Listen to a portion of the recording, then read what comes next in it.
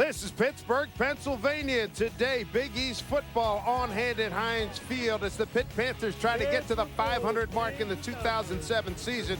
Tough opponent today, the Bulls of South Florida. It's all next on the Big East Football Conference Game of the Week.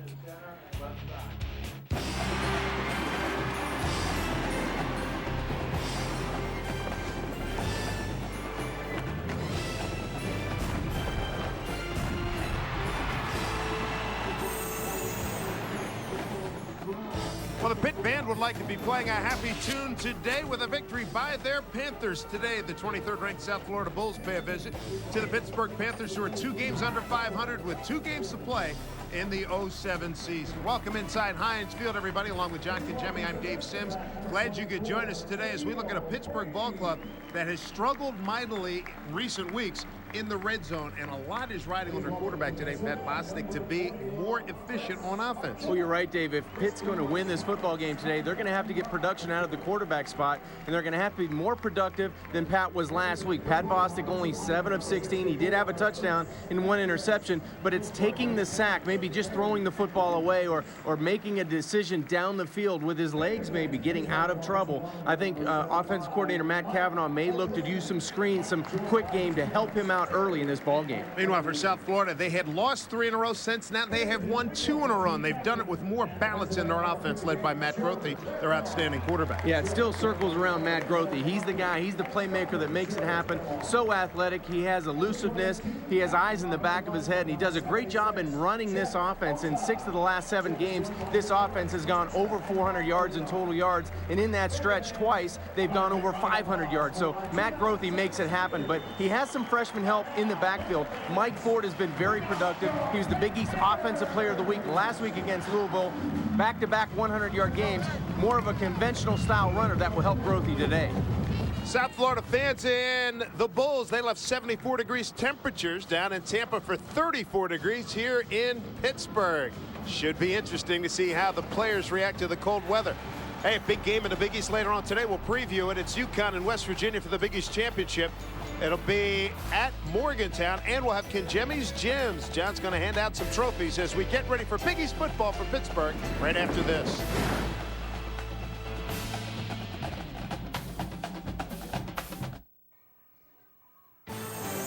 Today's ESPN Plus game is brought to you by Pontiac, official performance machines of the NCAA.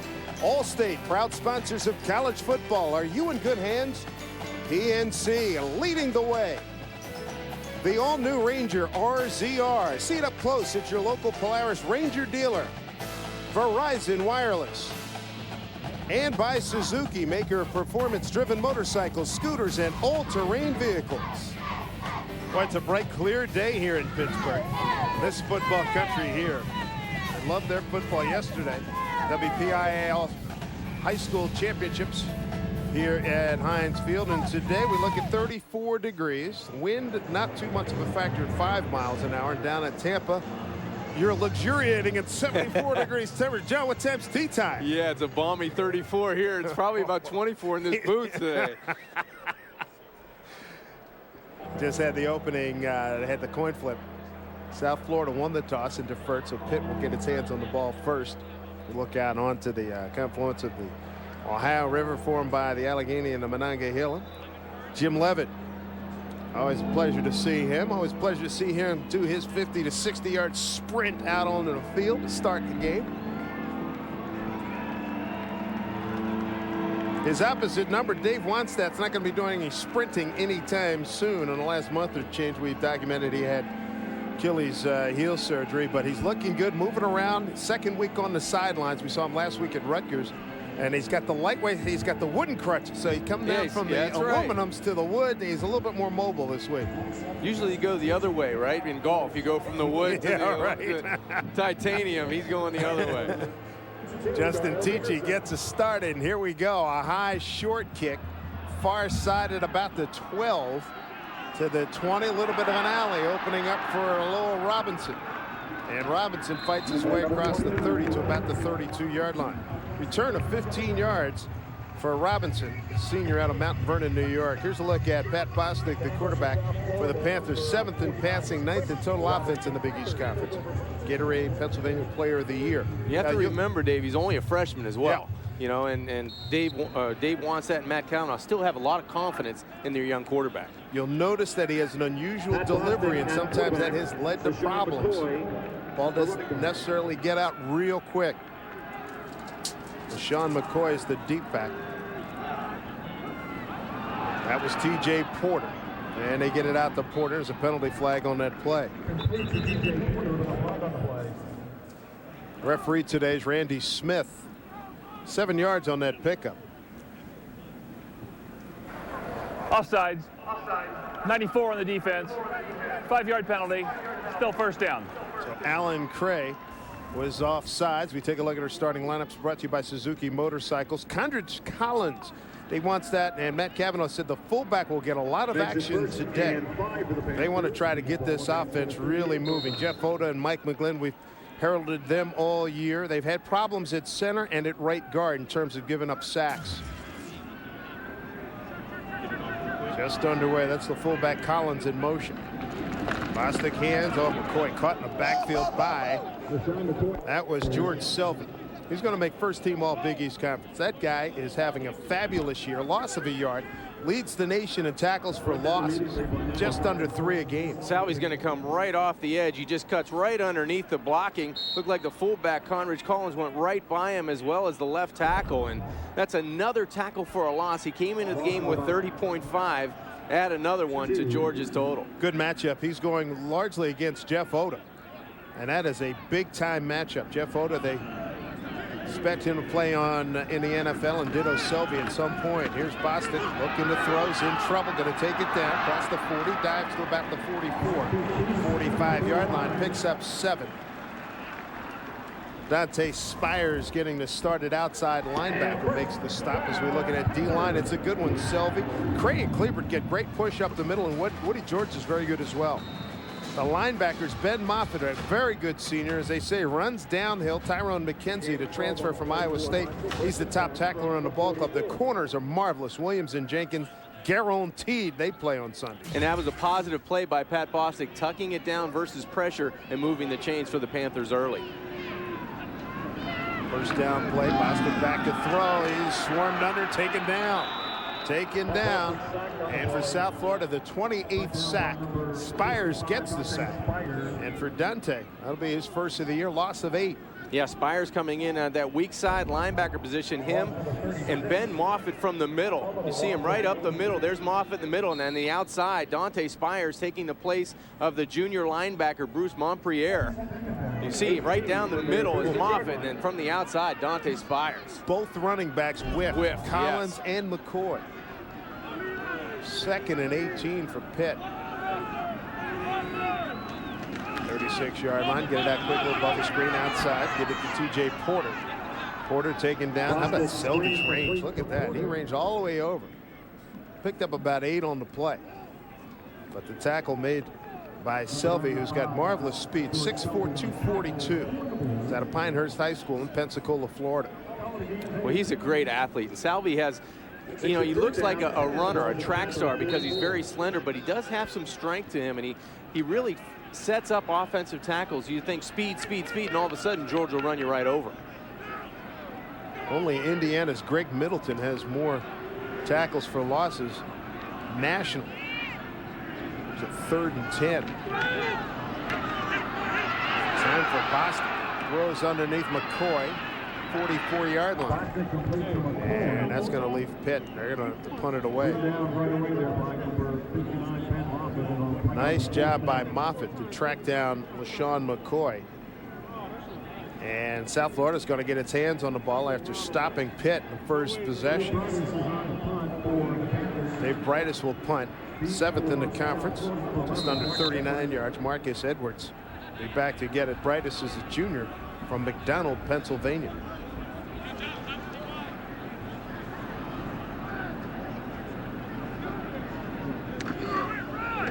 Good snap from Mark Estemeyer.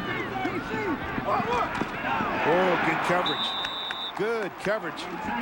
Kennard Cox making the stop. 37 yards on the punt. No return. Cox will get the start. He'll be one of the cornerbacks as he takes on Marcus Edwards. Nice coverage by the Panthers, and Cox coming down on special teams. He'll get the start at cornerback, the fifth-year senior, contributing on special teams as well. And you have to help out when you have an explosive player back there like Edwards. Kennard Cox on the play for the Panthers. Matt Grothe, sophomore from Lakeland, Florida. Third in Big East passing, fourth in passing yardage, second in total offense. Having a good year. Go with a two running back look. And they go up the middle with Mike Ford, the freshman, 6'2", 225, Big East Offensive Player of the Week from last week. Here's what Grothe's done here, John. Yeah, he's had a good year. He's turned the football over a little bit more than you would like. Offensive coordinator Greg Gregory loves his aggressiveness, but when you have an aggressive player at the quarterback position and making plays, you're going to have to swallow some of those turnovers. So Greg Gregory in the lobby, hotel lobby today, says a lot of you guys want to play on Sundays. Well, you better get used to this kind of weather. Across the 25. They get it to Carlton Mitchell. And that's an 8-yard pickup. Thatcher, free safety on the stop. Mike Ford coming off a huge week last week. Carlton Mitchell, the guy that can really run is Mitchell. The question, can Grothe throw it as far as he can run? Edwards, Cedric Hill, a very unique tight end. Good offensive line. The good news, Walt Walker's back at right tackle. And this is an underrated offensive line. They must be doing something right for Grothe to be putting up those kinds of numbers as we take a look at the Suzuki Motorcycles starting lineups. First down play here for South Florida. In the round. What a collision at the 31-yard line. Tackle on the play by Scott McKillop and Adam Gunn. The defensive look for Pittsburgh. Joe Clerman and Mick Williams have been very strong in the middle. Chris McKillop's had a good year, but the guy having a great year, Scott McKillop, is the #1 tackler and leading candidate for Big East Defensive Player of the Year. Cox will start, but he'll give way to a couple of younger players. Aaron, Barry, Phillips, and Thatcher pretty solid in that secondary as well. Second down and 8. Throws it away. Throws it away. The nearest receiver is Mike Ford, the running back. Yeah, smart play by Matt Grothe, the quarterback for the Bulls. Little screen set up to the short side trying to get to Mike Ford. But watch the Panthers. Everybody reads it. There's a twist, and you can see number 50, Duncan, reads it right away. And when he goes, a lot of his partners wearing blue jerseys follow. Grothe does the smart thing, just grounds the football in the direction of Mike Ford. South Florida 5th in the Big East.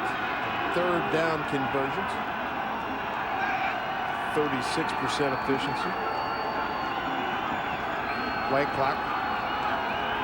Running down. He's got 5 seconds. Takes a snap. He's got time. Now flushed. And down he goes. Well done in there by Greg Romeus. A 10-yard loss. Greg Romeus with his 4th sack of the season. Back to the 21-yard line. And this is a player in Greg Romeus, only his 3rd year of competitive football. Watch him on the outside. He's just going to bull rush right by the tight end Cedric Hill, who is staying in on the play. Not a good matchup offensively for the Bulls when you have Hill on a pass rusher in Greg Romeus. Delbert Alvarado, sophomore from Robinson High School in Tampa, the punt. Gets it away. Fair catch signaled and made. 42-yard line by Aaron Berry, a 36-yard punt. So Pitt pretty much back where it started on its first possession. No score here at Heinz Field.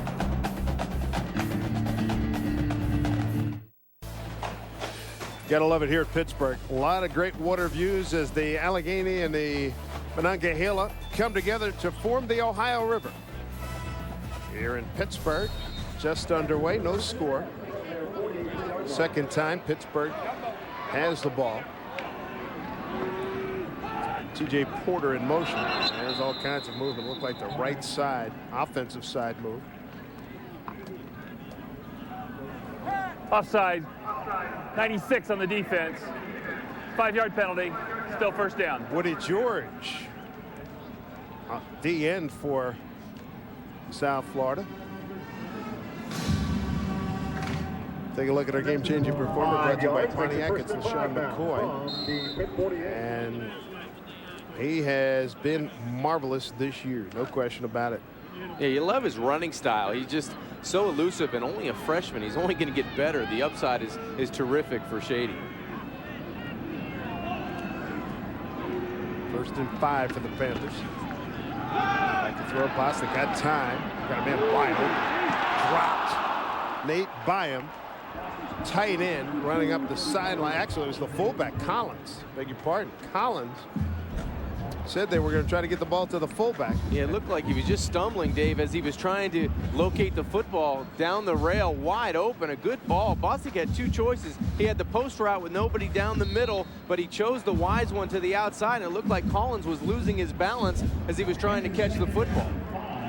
What a postman was wide open too. He was getting separation. Yeah, and he had a lot of room to the middle of the field as well. And like you said before, throw it to a spot, let him run to it. Yeah. They'll come back to that. Bostic loses the ball back to the 42-yard line. Inauspicious start here for Dave Wannstedt's offensive unit. Yeah, it looked like Pat Bostic just dropped the football and never got the football to McCoy, the running back, on that stretch play. Just going to reach the football in this direction to his right. Looks like he just dropped the football before he got the football in the belly of McCoy. 6-yard loss, it looked like. Well, this is what Pitt can't do. This is what happened against Rutgers last week. They really stopped themselves in a lot of situations, especially down in the red zone. It's unreal. 6 times in the red zone, 13 points. Had the ball in the final minute inside the red zone. Loose ball on the field. And they had a chance to win that game, and they had a go one way or the other call against Derek Turner on pass interference. It was a borderline call. And it went against Pitt because he made the catch in the end zone, far side on a fade. But they had so many opportunities, they shouldn't have put themselves in that position. You are correct, sir. Bostic to throw again. They run a little twist. Screen left side. Here's McCoy with room. 40-45. Look at the Jets. Down the sideline. They angle him out of bounds at the 9-yard line. 1st and goal, Pittsburgh. Talk about acceleration by LaShawn McCoy, and screen beautifully executed for 45 yards. Good job by the freshman quarterback, Pat Bostic. Watch him retreat. He feels a little pressure. He gets him drawing the defensive lineman, and then he follows some great blocks to the outside. A good job by C.J. Davis, the left guard, in kicking out, and downfield, the offensive wide receiver is doing a great job of getting a hat on a hat. You can see T.J. Porter to the inside, and then the speed of McCoy to the outside, only getting pushed out by Mike Jenkins. 4 bodies got knocked down by blocks, and you saw McCoy transfer the ball to the outside arm at the last second. There he's looking to bounce it outside, and South Florida had nothing of it. Talking about Pitt in the red zone, 40 possessions, second fewest in the Big East. Syracuse is 21. 20 TDs, 14 field goals, and a TD percentage of just 50%. Yeah, that's exactly what we were talking about last week at Rutgers. 6 possessions, only 1 touchdown, and they had plenty of opportunities to put that game in a 10 or 14 point lead early in the 1st and 2nd quarter. Give credit to Rutgers. They stiffened their backs up inside the 20 and held Pitt to those opportunities. South Florida's done a good job defensively in the red zone, only allowing 13 TDs. Tied with Connecticut for the fewest allowed in the conference. Get it out flat. Porter taken down. Good stick at the 7-yard line. And it's brought down by Mike Jenkins. Mike Jenkins, outstanding senior cornerback, making a play. Yeah, Jenkins, you mentioned him, Dave, probably a 1st-round draft choice in this coming NFL draft, but that's a big hit put on by Jenkins. He only goes at 194 pounds and 5'11", but this is a guy that defensive coordinator Wally Burnham very high on, and that's why the coaching staff's getting a little around the waist, because the NFL scouts bringing those donuts in, watching film on guys like that. Wildcat formation, McCoy. Boy, he does a great job moving that pile.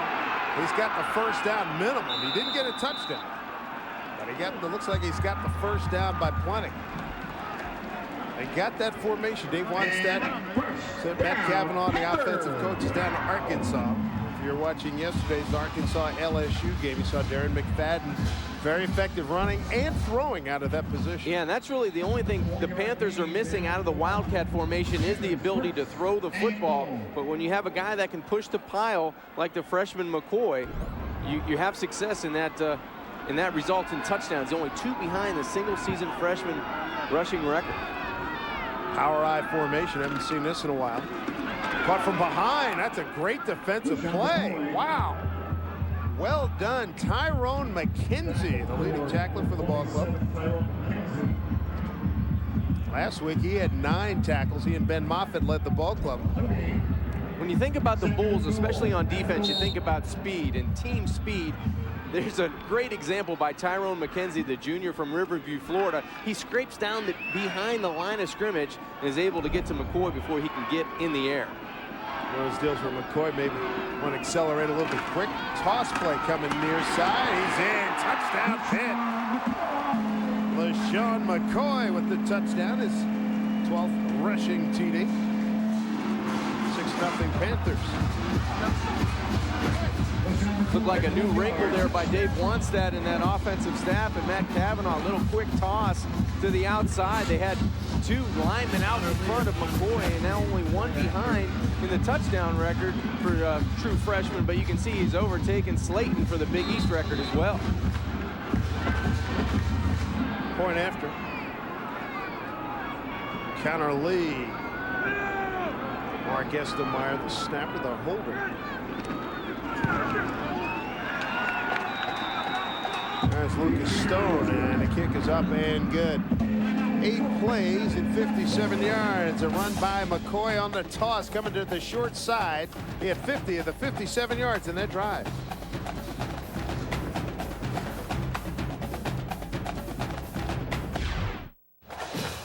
Back here at Heinz Field, Pitt Panthers have a 7-0 lead over 23rd ranked South Florida here in Big East action. 8 play, 57-yard drive, and 354 the big play. A 45-yard screen pass to McCoy. That was on a 3rd and 10. Yeah, nice wrinkle by Matt Cavanaugh on the screenplay, and as well down inside the 5-yard line with that toss to McCoy. Here's Brightus. Nice catch at the 10. Johnson's got it. 30, 35. 40-yard line. Nice return. Taurus Johnson, a 31-yard return. Taurus, junior out of Cape Coral, Florida. Dave, such a great job by the Panthers on the touchdown. You're going to see the fullback Collins in motion. He's going to come out and kick out, but the down block here by 14, Darryl Strong, and then pulling on the outside by 75, Mike McGlynn. You're going to see a helmet on a helmet, a player on a player, and Shady McCoy takes it north and south inside the 5 from the 1, and it's 6 points for the Panthers. Well, that cornerback wanted no part. Mike Jenkins. Yeah. No, we're not doing that. He's good in coverage. Mike Ford on the carry. Loss of yards. Nice play by the middle linebacker, Scott McKillop. How about McKillop last week against Rutgers? Oh, man. He was involved once in every 2 plays, 16 tackles, 10 solos, a sack and a half, 2.5 tackles for a loss, 2 fumble recoveries, a forced fumble, a pick, and 2 pass defenses. I need some oxygen. Goodness gracious. That was pretty good. Big East Defensive Player of the Week. Blitz coming. Grothy hangs, fires in a crossing pattern, complete to the 49-yard line of Pittsburgh. And that's close to first down yardage as he got it like Jesse Hester. It was Jesse Hester Jr. Picks up 11. McKillop on the tackle. I think this is one of the ways South Florida will be successful today. If they can protect Matt Grothy and he can set his feet and pick out receivers, there are some matchup flaws in Pitt's defense going against some of the speed of the Bulls offensively. So the blitz by number 28, Eric Thatcher.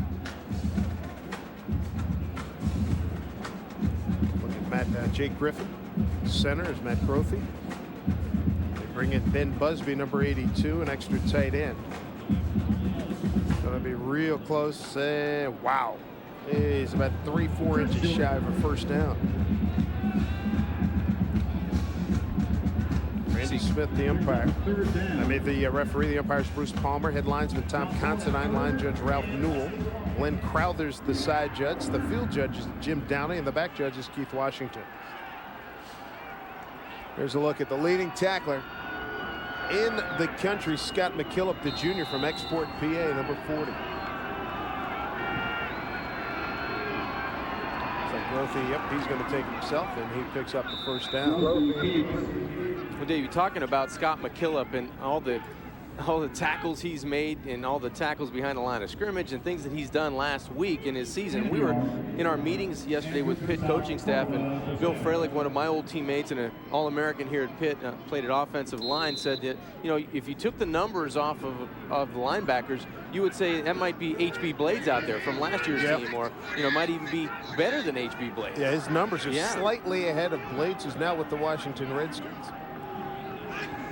Here's Grothy. Under pressure, crossing pattern. It's Hill, the tight end. And he lost the football. It's alive, and it's recovered by one of the linemen for South Florida. And a very good job. Heads up play. It was the center, Jake Griffin, junior out of Sefner, Florida. Loss of 6 on that play and the completion of Cedric Hill. Yeah, and guess who made the hit? Yeah. Scott McKillop doing a good job breaking on the football, and he was helped by Shane Murray on the play. And very fortunate that the Bulls get on this football, but there's the initial hit by Shane Murray, and there's the fumble.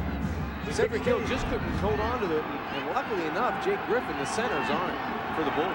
Second down and 16. Grothy keeper. Pitt not buying it.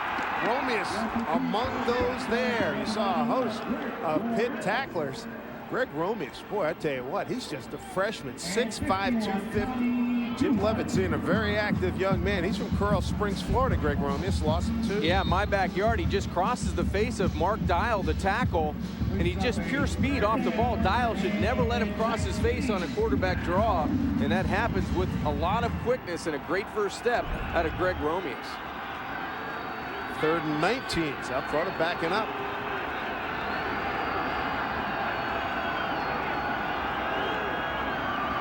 Yard line of the Bulls. Grothy empty backfield. Stands and waits. Throws across, and he's got Hester 50.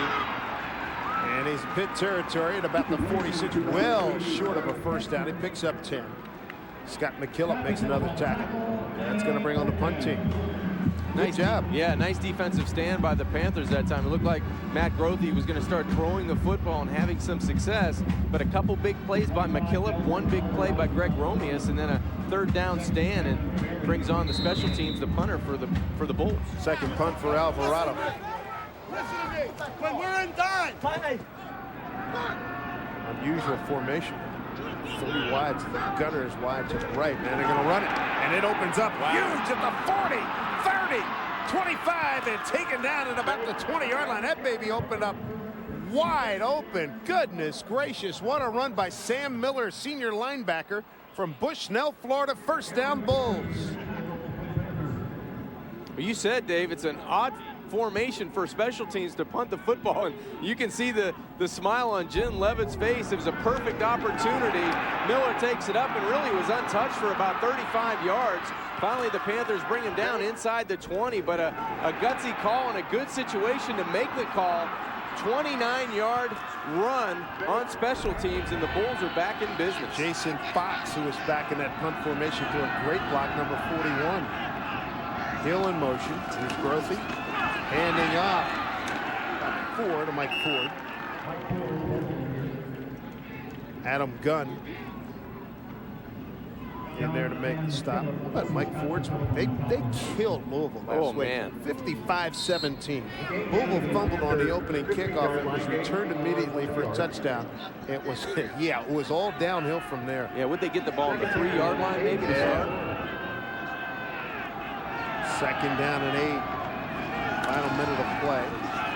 Ford, big running room at the 10. Got a nice wall block. He's in. Touchdown. South Florida Bulls. Mike Ford, who had 2 touchdowns last week. A team best, he's got 11. And that's the guy we showed you in the open, talking about that temperature differentiation of 74 and 34 from Pittsburgh to Tampa. He's a little bit warmer right now in this 7-6 ball game. Yeah, and Mike Ford's a little bit warmer as well, getting in the end zone. That was sure speed to the outside. He picked up a terrific block by Marcus Edwards. You said, Dave, on the call, a shield block to the outside. It was Edwards really allowing Ford to get in. Point after Alvarado. Nice job by the holder, Anthony Severino. Fine run, great blocking, a 9-play, 59-yard drive in 4:35. Mike Ford takes it in from 15 yards. Final stages, first quarter tie ball game here at Pittsburgh.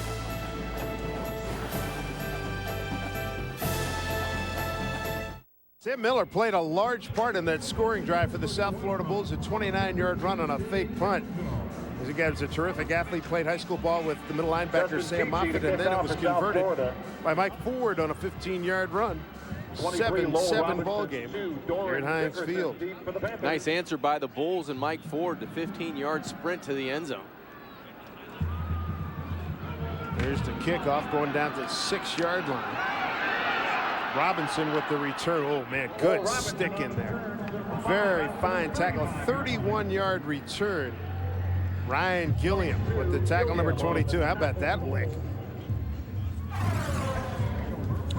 Couple of scores in the first quarter, and McCoy with a screen for 45. That set up his scoring run right here, and a toss.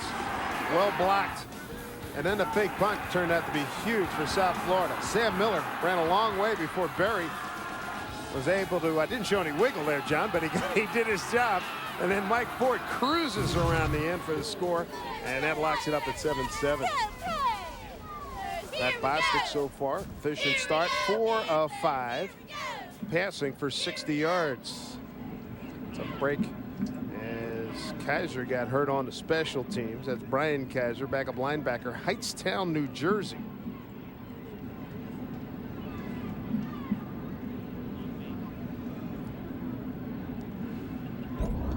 Looked like, Dave, he was rolled up from behind on the run.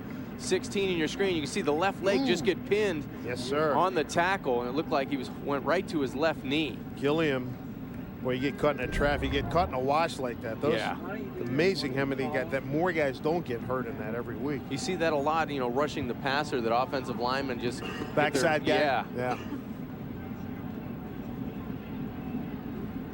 Dave Wannstedt. He said he's got a few plays in the trick book that he's going to try to break out today. Well, they've tried to take their shot and they missed. They had Conridge Collins going down the rail on the wheel route. They've tried to run some quick gain and some screens as well early. You know, 3 wide for Bostic here to his right, bottom of your screen. Now run it. Well, Rod Stevens Howland, high school junior from Johnstown, Pennsylvania.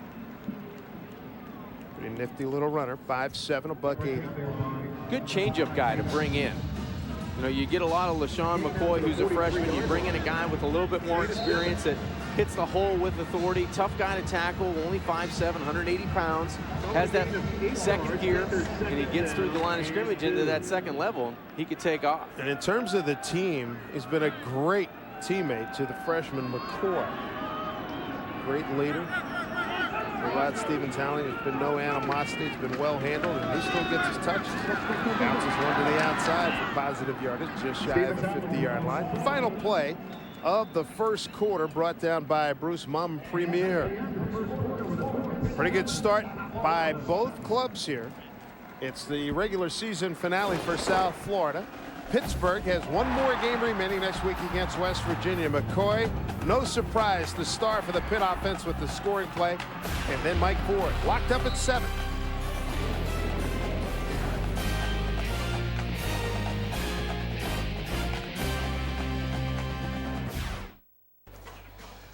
A wall of fame. Great football heritage here at the University of Pittsburgh. So many great names. Johnny Majors, there's Hugh Matt Green, Cavanaugh, Dan Marino, Billy Owens, another teammate of mine below Danny. I think you were in there at some point. Yeah. Dave Sims, John Kinjemi, toss play coming to the wide side, and Stevens Howland makes it work. 45-yard line. Picks up about 9. Brought down. Carlton Williams Panthers. The strong safety, junior out of Wannstedt, Georgia. There's number 27, Tyrell McKenzie, also in on the play. Well, the Bulls have been playing at a high level, both offensively and defensively coming into this game, but you have the feeling if Pitt can take this football and drive it into the end zone and see if they can answer again, you know, put it back on South Florida. Pitt has to keep the pressure on South Florida in all three phases of the game today, Dave. 2nd down and 1. Porter in motion. Toss play. He's going to throw it. McCoy downfield. Diving attempt. Can't bring it in. Porter was right on his hands. Nice throw by LaShawn McCoy. We're talking about the Dave Wannstedt bag of tricks. Yeah, Dave, you just mentioned it, talking about trick plays, and they try to get it to T.J. Porter on a halfback pass. LaShawn McCoy did a good job. He stretches this out, but you're going to see the pass play come in and then back to the corner. McCoy throws a pretty good ball on the run, and laying out was T.J. Porter. Really not a sell job, but just the motion of him taking it outside. You couldn't put it in a better spot. T.J. lays out, just couldn't come down with the football. Good effort by Porter. We've seen a couple of guys not exactly extend themselves. There's a toss play. McCoy in space makes something happen. There was nothing there. He got the first down. So about the 42-yard line of South Florida. Nicely done. Well, if you make 95 in white today miss, you're doing a good job. Yeah, and that's George Salvey. McCoy made George Salvey miss an open field. Watch him outside here. Just the move right there when he gets the football. A slippery field and a bad track, but a good move as well by the freshman. Gets by 95, and not many people have been able to do that this season. Field pretty much, well, let's not mince words. It's totally chewed up in the middle between the hash marks. 6 carries, 8 yards for McCoy. They had 4 high school football playoff games here yesterday. Screen, and it was well sniffed out by South Florida. They'd have nothing of it. Bruce Montpremier, the outside backer, as they got that to Cedric McGee. As we take a look at the ESPN U All-State Standings Review, LSU, they will vacate Subject number 1. to change, yes. The West Virginia Mountaineers. Did you hear the roar from Morgantown? Yeah, I did. And other places in West Virginia? They get a chance to play for the national championship if they close out against Connecticut tonight, Pitt next week. Ohio State pretty happy tonight, and they'll all be rooting for Missouri. Missouri taking on Kansas tonight at an Arrowhead Stadium in Kansas City. Well, it really all sets up for the Mountaineers right now, Dave. Sure does. 2nd and 13. Collins, they said he was going to get a taste, and he fumbled the ball. They went to him down, coming down the sideline in a pass he couldn't hold on to, and now he fumbles one.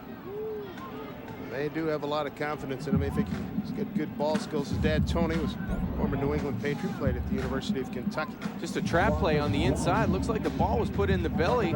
Just never closed the gap on the football, never clamped down on the football. And he's lucky to get it back. He was lucky to feel where the ball was. There's David Walker on the left. He's a running back coach.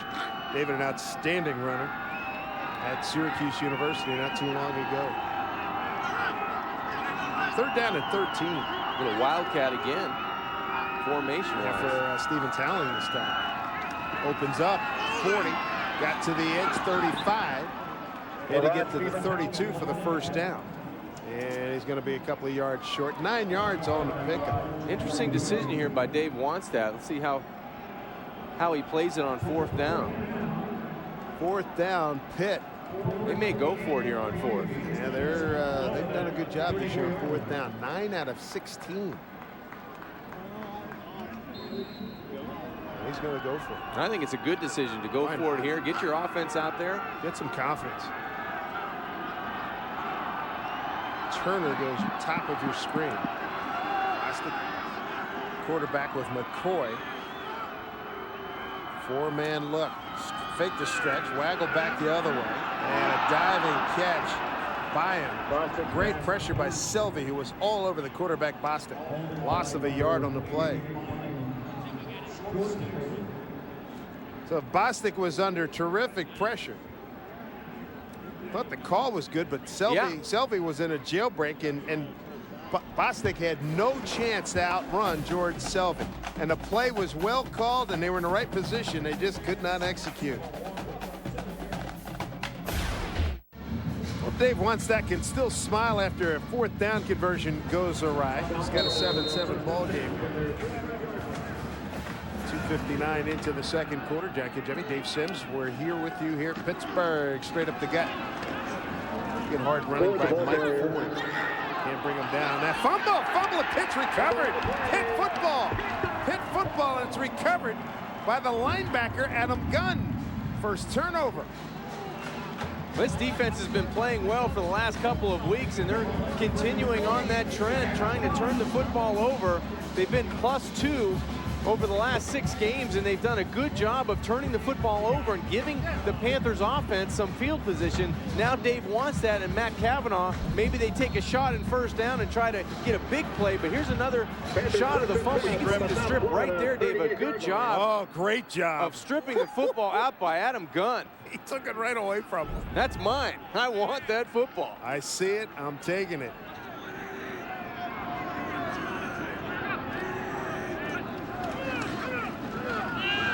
That in the flat.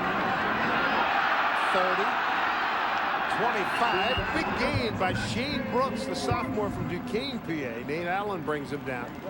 13 yards on the pick up to the backup fullback. So Brooks comes on for Collins. Dave, you had talked about it earlier. The fullback was going to be in this game plan, no matter if it was Conridge Collins or Shane Brooks. They were going to get some productivity in the flat routes, and that's an easy pass and catch, and a good block to the outside by Mike McGlynn, the senior out of Austintown Fitch High School, out in front of Shane Brooks. Well, you saw the wide receivers getting in position to make plays too. 7 for 8 is Boston today for 69 yards. McCoy, well, he's got great vision to get outside, bounce it to the 21-yard line, where he's brought down by Trey Williams. Well, that's a good open field tackle as well by Trey Williams.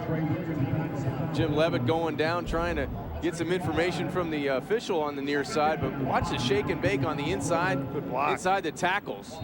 But the block by the wideout, TJ Porter. Yeah, Porter's been improving.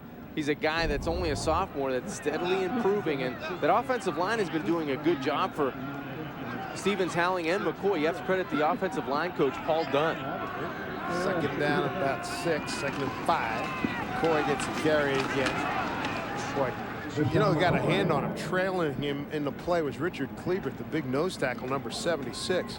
At Florida speed, something else. When you see a guy 6'1", 312 can track down a 4'3" guy like LaShawn McCoy. Yeah, he can go with the best of them in that 10-yard burst. And Richard Kleebert, a guy like Alan Cray, Aaron Harris, Woodney George, they do a great job of running from tackle to tackle, do the Bulls on that defensive front, and they've been playing at a high level.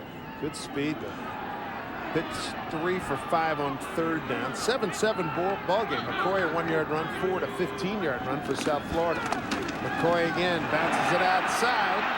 Taken out from behind by McKenzie. And he's close to a 1st down. In fact, he has the 1st down inside the 15 at the 13-yard line. So Pitt with a 1st down as they try to convert on the fumble to strip, and a great strip by Adam Gunn of Mike Ford. Well, you can see the acceleration of McCoy on that particular play, Dave. That play was bouncing inside, and then he just brings it right back outside. No hesitation. Just the speed to the outside. A great job of accelerating. Great block in there by the fullback, Shane Brooks. McCoy again. That's some athletic ability. Runs into a crowd. Jumps over the 10 down to about the 7. McKenzie and Moffitt there making the stop for South Florida, gain of 5. This is almost like a good hitter getting in rhythm game after game. This offensive line getting a little bit of rhythm, and McCoy coming out of the game now may have gotten a shot.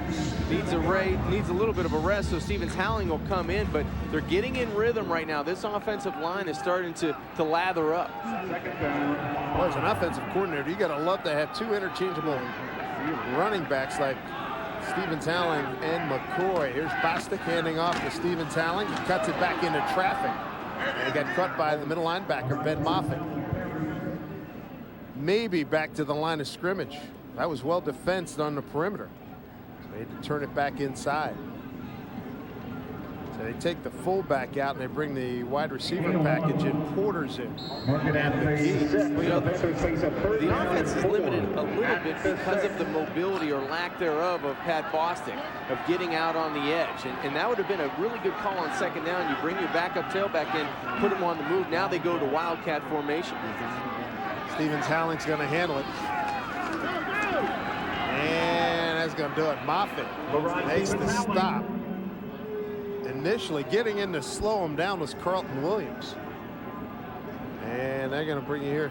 A lot of fans not real pleased, but they're going to bring on Connor Lee in the kicking unit. They tried to spread you out here and give the illusion that the ball's going outside, and not a whole lot of running room interior. The Bulls do a great job of pursuing to the football and winning the battle at the line of scrimmage. So Connor Lee's having an outstanding year, 6th in kick scoring, tied for 8th in all scoring. And they run a fake. They only had to go short distance. Down it's Collins. Going to depend on that spot, Dave. Boy, Dave Wannstedt wasn't kidding yesterday. It was about the 4th or 5th thing he said, hey, trick plays, boys. We got some. And we got a lot of them. Yesterday in the meeting. They're going to mark it just outside the 2. Take a look at it. From our vantage point, it's going to be very close. It may be short. Jerome Murphy, backup free safety for South Florida, says, no, I don't think they got it. That's Chris Vangus, the center. Yeah, Jim Leavitt thinking that they didn't get it as well, or hoping that way. Well, Vangus is not the long snapper Estemeyer. Paul Pasqualoni, when he was at Syracuse, used to do things like that. Yeah, I was a little. I saw Syracuse score a few plays like that. That was Lucas Stone. It also looked like it's back out in the street for me back in Philadelphia. You know, just a little side saddle job, get it the other way. Pittsburgh's turned away. So Jim Leavitt's club is going to have a long field to go. But he gets a defensive stand. They were not tricked on the fake field goal.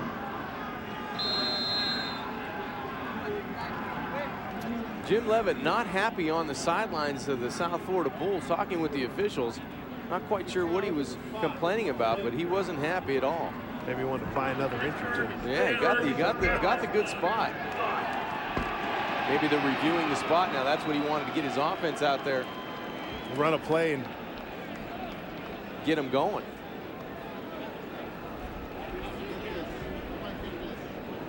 Referee Randy Smith coming over to talk to Jim Leavitt, and he's going to talk to.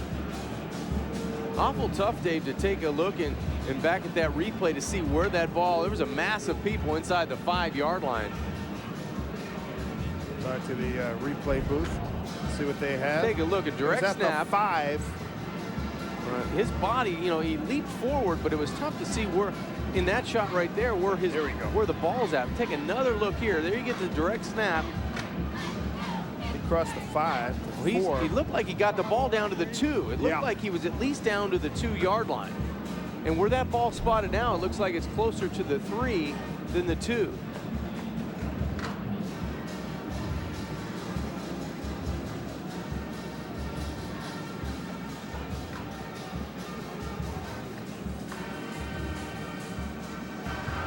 After review, the ruling on the field stands. Pittsburgh is charged with a timeout. It's a long field for the South Florida offensive unit, but they have stopped Pitt inside the 5 in the 7-7 ball game.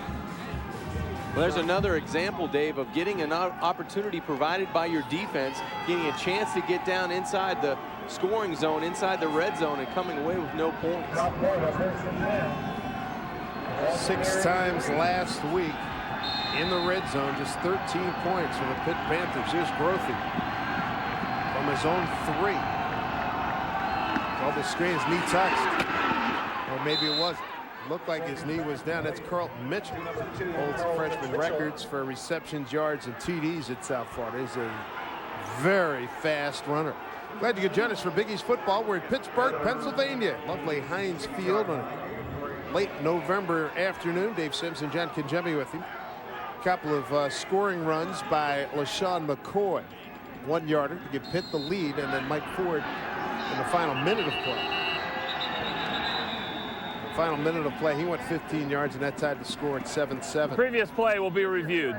Yeah, I think they're going to review. I think that knee was down. I'd be surprised if they let that play stand. Yeah, Carlton Mitchell, one of those burners on the outside for South Florida, and Dave Wannstedt, not a burner these days at all after those surgeries.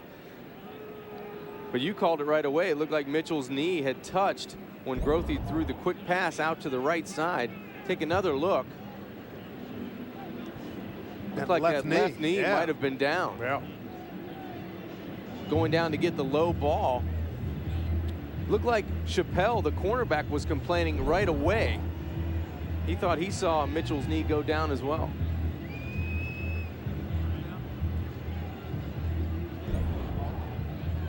Another vantage point from the far side. It looks like that left knee was down. Yeah, he was down and on the way back up as he got the possession of the ball. Yeah. The referee's looking at him the entire time. Didn't make a move initially to say the knee was down. And the referee, Randy Smith, had a great angle on that play.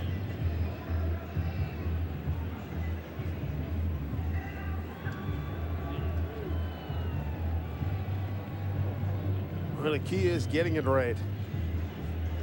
Yeah, you don't mind it as long as they get it right. And the majority of the time, it's a good thing that, you know, review has come into college football. After review, ruling on the field is reversed. Player was down at the 2-yard line. Please reset the clock to 7:49. Jim Leavitt doesn't have too much problem with that.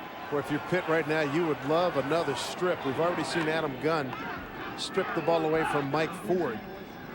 No, this is the defense in the Panthers, and defensive coordinator Paul Rhodes, when we had a conversation with him yesterday, this is the 9th ranked team in the nation in total defense, 7th versus the pass. They've done a good job in really the last 6 games. They're +2 in turnovers, but their record is only 2 and 4 in those last 6. Grothe hands up to Benjamin Williams gets the carry. 5'7" junior from Lake Wales, Florida. Pretty good stand in there by Pittsburgh. Claremont and Phillips getting in there to make the play. We take a look at this week's Suzuki College Way of Life. Appreciate the Suzuki folks being with us here in Big East football. Joe Claremont has done a wonderful job. Tied for 5th in the Big East. He's a force. One of those seniors that were celebrated today with his parents out on the field. Last home game as a Panther. South Florida 1 of 3 on 3rd down. Williams, nothing much there to about the 8-9 yard line. McKillop on the stop. And they'll punt it away. Pitt should get great field position. Another big play by Scott McKillop. He's everywhere. He is everywhere. And he's just a junior. Dave Wannstedt was crowing the fact that most of the defenders are coming back. Chris McKillop, his older brother, is going to move on. He's going to graduate. And Claremont's moving on, but they'll get Gus Mistakus back. Romeus is just a freshman. Sophomore is Ernest Williams. Second punt here by Alvarado. It's a good snap. Returnable. Berry gets away from it. 45, 48-yard line. It'll be a good starting position for the Panthers. A 40-yard punt. So Pittsburgh in good shape to start this possession. 6:10 to go. Second quarter in a 7-7 ball game.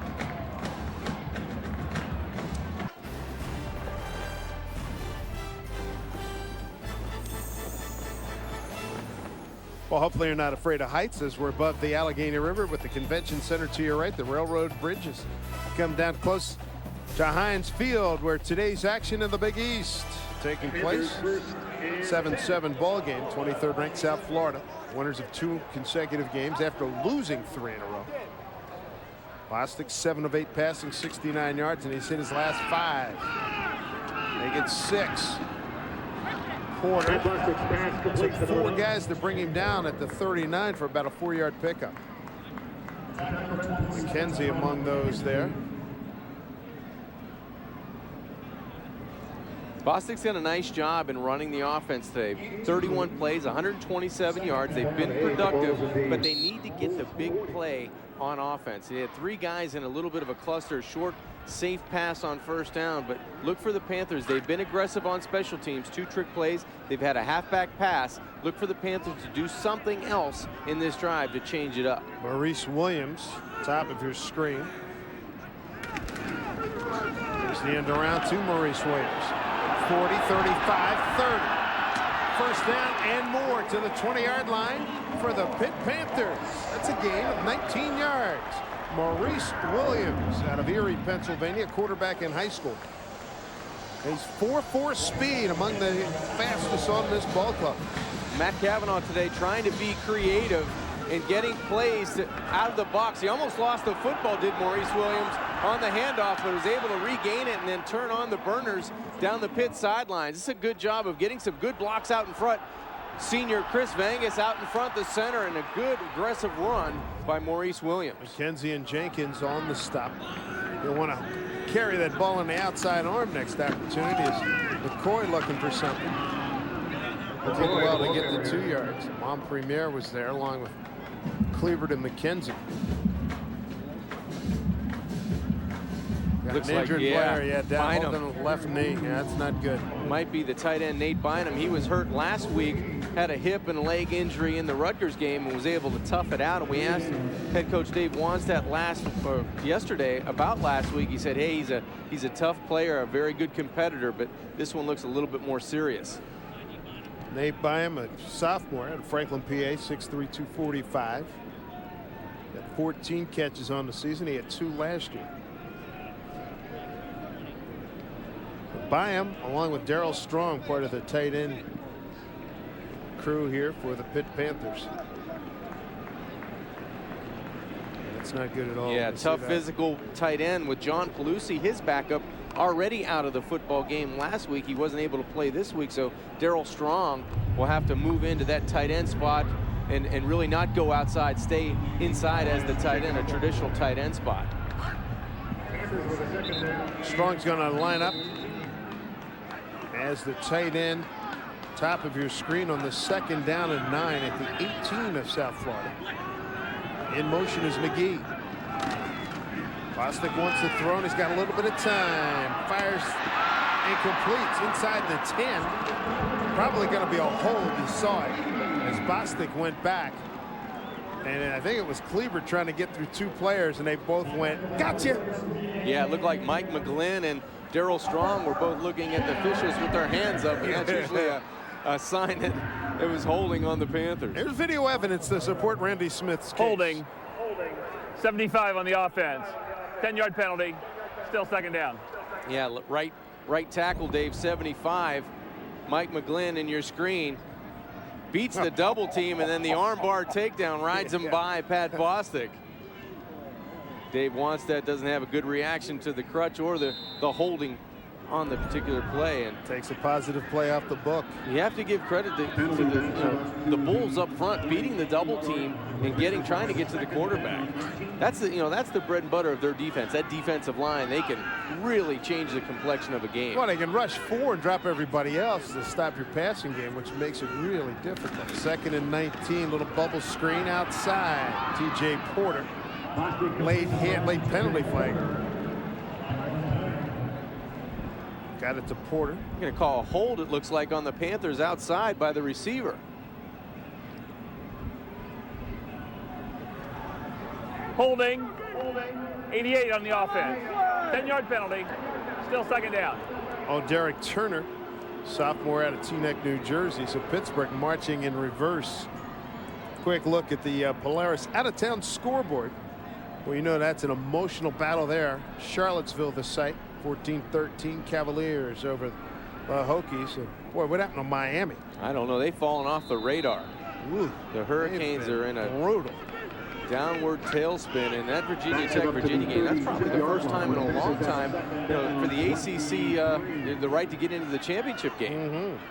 3 wides to Bostic's left here in the 2nd and 23. Ball's at the 32. On the draw, McCoy. There he goes. He's got a chance. Oh, nice move. Penalty flag on the play. Boy, he showed some nice wiggle there. 12-yard pickup. Boy, you can't teach that stuff. You either have it or you don't. Boy, in 3 consecutive plays, the Panthers are going to get flagged for an offensive penalty, and that was a productive play by McCoy. Holding. 14 on the offense. 10-yard penalty. 3 consecutive holds. Yeah. So you got McGlynn, the wideout, and now Strong.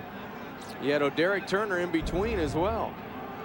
Oh, it's Turner, beg your pardon. Yeah, yeah, watch the move on the outside, Dave. You said take it inside, give it to you, and take it away. It's only a freshman, ladies and gentlemen. Jerome Murphy will make sure he'll be a little under control, a little more under control next time. If you're South Florida, you'll take this, have them back at the 37. They were moving in the right direction 3 plays ago. They had gotten it all the way down to the 18-yard line.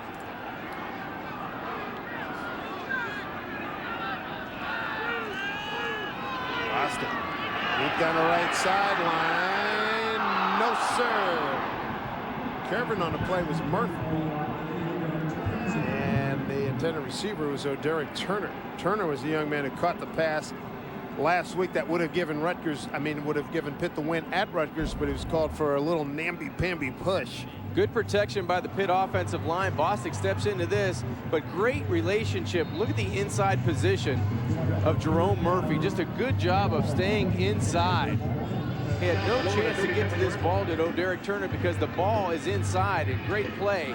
Went right through the arms of 3, almost a catch on the tip, but that was good position by Jerome Murphy. Turner looking for his first catch of the day.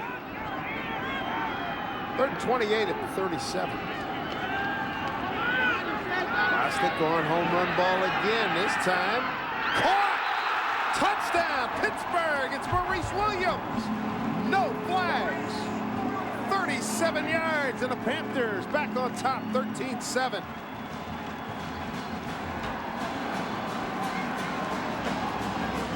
Maurice Williams went up and took the football away. This was a better ball by Pat Bostic. It was to the outside instead of the inside. We showed you the relationship on the previous play. The ball was inside. This ball's outside the defender just a little bit. And there may have been a little bit of a push-off that wasn't called. Maurice Williams nonetheless climbs the ladder and catches the football and takes it away from the Bulls defender. Connor Lee, first catch, first touchdown for Maurice Williams. 14-7 Pitt.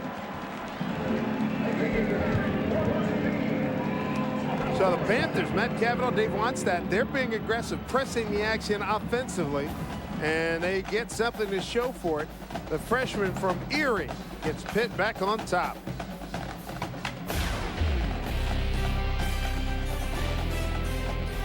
Happy time for Maurice Williams. First touchdown of the season, first of his career, young man. 37-yard pass from Pat Bostic, put Pitt back on top. I like the way after the frustrations, John, the last few weeks, Matt Cavanaugh, Dave Wannstedt said, "Hey fellas, we're going for this. Come on." There's the kick. Pick it up. Murphy finds a little bit of a room. Penalty flag coming in, and he's in the clear. Only the referee to beat. Referee falls down. Nice cut to the 35 to the 31-yard line. That's a heck of a return. See if it comes back. 61 yards on the return by Jerome Murphy, sophomore from Elizabeth, New Jersey. The back judge did everything he could to stop Jerome. Illegal block in the back. 43. 10-yard penalty by the foul. First down. Back judge Keith Washington will be hearing it from his boys in the profession. And the yard line tripped you up. You're right. After the bobble, Murphy picks it up, and you show his elusiveness to the outside. He breaks a couple of arm tackles, and then you can see the back judge does everything he can to stop Murphy. He can't make the tackle, and finally Thatcher makes it. They've got all their timeouts left. Boy, oh boy. You know, it's funny. You mentioned yesterday. He keeps laughing anyway. The only thing you can do, get that edge back, big fella. He doesn't have the right shoes on. He knew he wanted to get out of the way. That's right. Oh, that's a tough one. Gotta hang in there. They're gonna throw it. He looked like he was gonna throw it.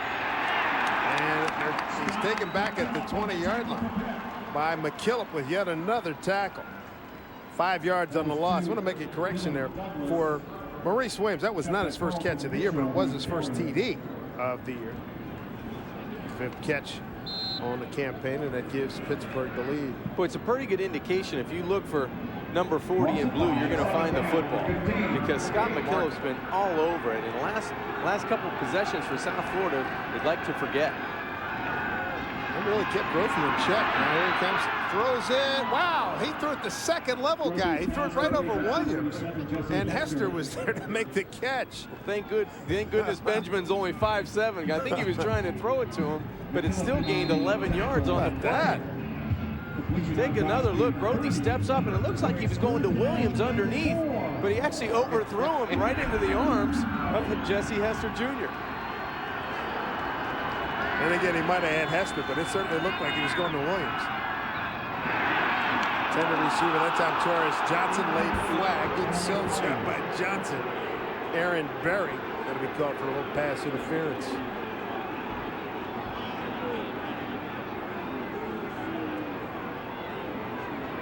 Pass interference for 17 on the defense. First down, spotted foul. Well, the fans don't like it. Dave Wannstedt doesn't like it on the sidelines, and I'm sure Barry doesn't like it in the Panthers secondary, but the ISO's right here on the inside. Looked like the right arm definitely had Torres Johnson. And I've never seen a defensive back agree with this call. That's right. I have never seen one, and I don't think I ever will. Yeah, I hit him, but it was way before the ball got there. Come on. That's right. 1st and 10 at the 39. Grothy staying in the air. They thought they had him. They get it to Williams. Across the 40. Picks up about 5, maybe 6. Gunn on the stop. Adam Gunn making the stop there for the Pitt Panthers with 1:23 to go. Timeout, South Florida. Coming up at halftime, the American Century Investments halftime report. Some good stuff for you. Some news and notes from around the Big East Conference. John's Gems, the Big East Coach of the Year from the John Kinchemi viewpoint, and first half highlights and stats. Jim Leavitt has seen his quarterback Matt Grothy go 6 for 7, 33 yards. I think he's going to continue to, obviously with a $123 to go in the first half, going to air it out. They really held him in check. No big plays for Matt Grothy, and we haven't seen that escapability and then make a big play. And you know, there's still 1:23 left, so there's a lot of time left for him to do that in the first half. But they've held him in check, and they've really held Mike Ford. Other than that 15-yard burst into the end zone, they've held him in check. I thought it was interesting talking with Dave Wannstedt, Paul Rhodes, how they, in watching tape, they know exactly what kind of escape move Grothy uses when he's in the pocket. Gives a little dip and bounces right. And bounces right. Yeah. And they practiced that all week. They practiced against that. There he is, right flush, thrown across the body, and that's a completion. Yeah, that's a heck of a play. Across the 45, they hit Torres Johnson for 12. He threw it right across the bow of Scott McKillop. That ball went right in front of the middle linebacker. This had a lot of zip on it. That went right by Scott McKillop, and a great accurate throw on the run to Johnson. This is a laser. That's big time. Grothy's moving them right down the field. Out pattern, caught by their speedy receiver Carlton Mitchell. Brought down by Cox, 14 yards on the pickup. An efficient drive here by South Florida with a minute to go. South Florida has 2 times out remaining. Well, you ask Matt Grothy to make plays, and he makes them in back-to-back plays. First to Johnson and then outside to Carlton Mitchell. Now, I wouldn't be surprised for them to go to that matchup again to Carlton Mitchell on Kennard Cox, the lower part of your screen right here. Mitchell at 6'4", Cox at 6'1". Grothy in trouble. It's taken down at the 36-yard line. Second sack today. Well done in there by, I believe it was Joe Clearman, a loss of 6. Yeah, I think it was the 5th-year senior out of Tampa, Florida, in Chamberlain, going against his state school in South Florida. coming from the outside. This is a good job by Claremont. He just beats the tackle. Yeah, he beat Walker. Walter Walker, who's coming in. This is his first game back. Walter Walker out from the Rutgers game early in the season with an injury. Hey, golf fans and club pros, not too early to start thinking about the 2008 ESPN National Golf Challenge. Log on to ESPNGolf.com. Sign up your course as a host or to find a local qualifying site in your area. Be part, search for America's best twosome. Well, up here in the greater Northeast, John, the golf season's over, kid. Yeah, the clubs are in the garage here in Pittsburgh, that's for sure. But in Tampa, yeah, down in Tampa, another tee it up, story. baby. Maybe get 36 in. Just what I was thinking. All of us think that, Dave. Don't cheat yourself. You got a chance to get out there this time of year. Don't play 18, play 36. 43 seconds to go. One timeout in his pocket. Oh, out of the back to Williams. 30, 25, 20. Oh, he slipped. He had a chance to make a move on Adam Gunn. He was hoping that Gunn would run right by him. That's a pickup of 15 yards. Number 8 on the tackle. That's great recognition by Matt Grothe. It looked like Scott McKillop was maybe responsible, or Benjamin Williams was responsible for the blitzer. He saw him come. He leaked out, and Grothe saw him. Double wides both sides. Grothe, quick pop on the outside. And complete it to Mitchell. Number 2, Mitchell. So Cox made the start, yielded to Chappelle. 6 yards on the game. Another first down for South Florida. Stops the clock with 13 seconds to go. They can take 2 shots here. Absolutely, you can take 2 snaps. And with Carlton Mitchell's size at 6'4", I'm surprised Matt Grothe might want to take a look to the bottom of his screen and maybe throw a jump ball up to him. And Grothe on this drive, 8 plays, 61 yards. He's had some really good throws. So he's got one-on-one with Cox. Bottom of your screen. 3 wides to the left. Grothe looks flushed. Coming out, time running short. He flips it downfield. What we got? That should be an incomplete pass. It's all right. He's outside the tackle box. Dave Wannstedt saying, hey, come on, a little grounding. That's a smart play. Darn right, because it's saved 6 seconds. They'll bring on the kick team, bring on Alvarado. That's a really heads-up play by a young quarterback. He's outside the pocket. He doesn't want to take the sack. He's not sure if he's going to get the call, so he just unloads the football. Well, as you can see, Alvarado has not had a great year. He's had 3 blocked. This will be a 31-yard attempt. Severino to hold. Eric Setzer is the snapper. Fastball in the inside, handled nicely by Severino, and that's booted through by Alvarado with 2 seconds to go. So a good drive by Jim Levitt's ball club. Get on the board, and they'll be down 14-10 at half. 2 seconds to go. Good looking drive by Grothe and company, and a better defensive play on that last one, John, because that prevented another snap for them to take a shot into the end zone. Totally agree, and Grothe did a great job of really getting his team in position to put points on the boards. 10 plays, 61 yards, and almost 3 minutes off the clock, and with 2 ticks left to go, they get on the board and close the gap to 4 points. See why this game's important to South Florida. Should be about, what, 5 bowl teams coming out of the Big East? Yeah, with all the agreements and everything. I would definitely think 5 are gonna go somewhere, but it's very important for South Florida as well as Cincinnati today to win on the road at Syracuse.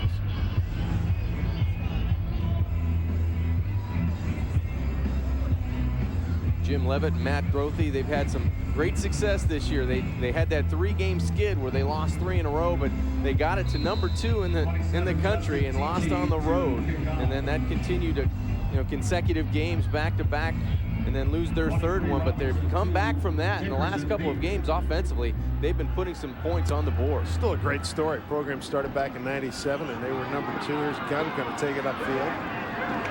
Why not to the 42-yard line? They'll do it for the first half. Not bad. For South Florida, it's their last regular season game. Pitt, next to last game. They have West Virginia at Morgantown next weekend. Can't end on a defensive penalty. Telling the South Florida club to hold on for a second. We have a dead ball foul, personal foul, 49 on South Florida. That penalty will be assessed at kickoff in the second half. 30 minutes in the books, 14-10. Pittsburgh over South Florida.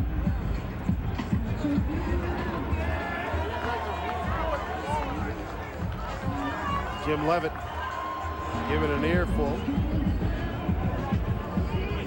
An earful and then some.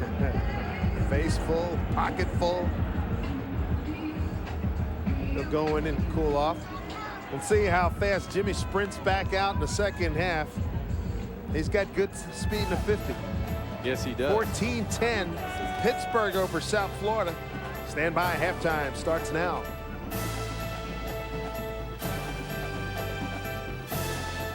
We continue with the American Century Investments halftime report from Pittsburgh. Cold gray day, yes indeed. You better bring a blanket. 14-10, especially if you're from South Florida where it's 74 degrees right now. Glad you could join us, everybody, here in Pittsburgh and Heinz Field for Big East football. Along with John Kajemi, I'm Dave Sims. Interesting and quickly paced first half. Yeah, it's been tidy. I think both offenses have done a good job in taking advantage of field position, making big plays, and defenses, they've been stingy up front. Yeah. They've had some good interior play defensively. A couple of good plays, a couple of good running plays featured in our scoring plays today. First half highlights brought to you by PNC. Yeah, it started off with Shady McCoy taking the screen play, and he goes down the South Florida sidelines. It really set up the first score of the day. He takes a toss to the right side behind great blocking from that Pitt offensive line. He sticks it in from 1 yard out. Fake punt by Miller sets up a big-time score by Mike Ford. He's going to go 15 yards off the right side and showing his speed to the outside. Gets a couple good blocks and ties it at 7. But deep into the second quarter, a big play on the outside. Pat Bostic goes up top 37 yards to freshman Maurice Williams. He goes up and over the would-be defender in Jerome Murphy, and it was a good play by the young freshman. Check first half stats brought to you by Polaris. 115 pass yards for Pitt.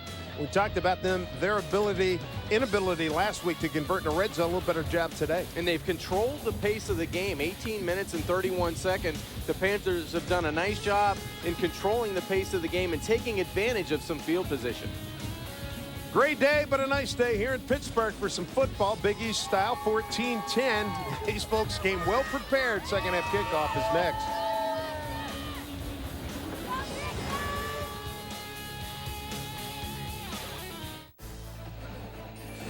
Well, when you think Pittsburgh, yes, indeed, you think the steel mills. Not as many as there used to be back in the day, but still a prominent part of the economy here in the greater Pittsburgh area. Panthers have a 14-10 lead over South Florida.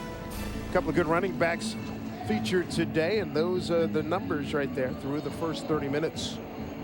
Yeah, McCoy's done a nice job of really taking a lot of the runs and bouncing them from inside out. And they both have one score in the afternoon, does Mike Ford and LaShawn McCoy. But look for more running and more big plays in the second half. Mike Ford, the reigning Big East Offensive Player of the Week. Folks made the trip from the Tampa area. They came prepared. Lady, Grandma dancing Ozzy. Gotta like that. You gotta move when it's this cold. I can tell you that. You gotta keep moving. That's a little crazy train. That's it. It reminds me of Ronan Martin's Laughing when they used to do the news breaks when Goldie Hawn was doing that stuff. That's an old reference for you youngsters out there. You can Google it. You can look it up, right? Yeah, right.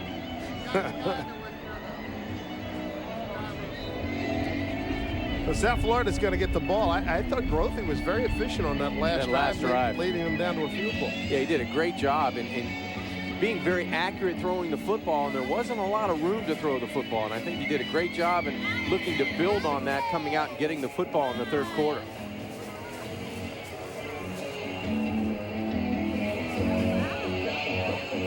McCoy, a 1 yard run, Ford a 15-yard run, Bostic 37 yards to Maurice Williams.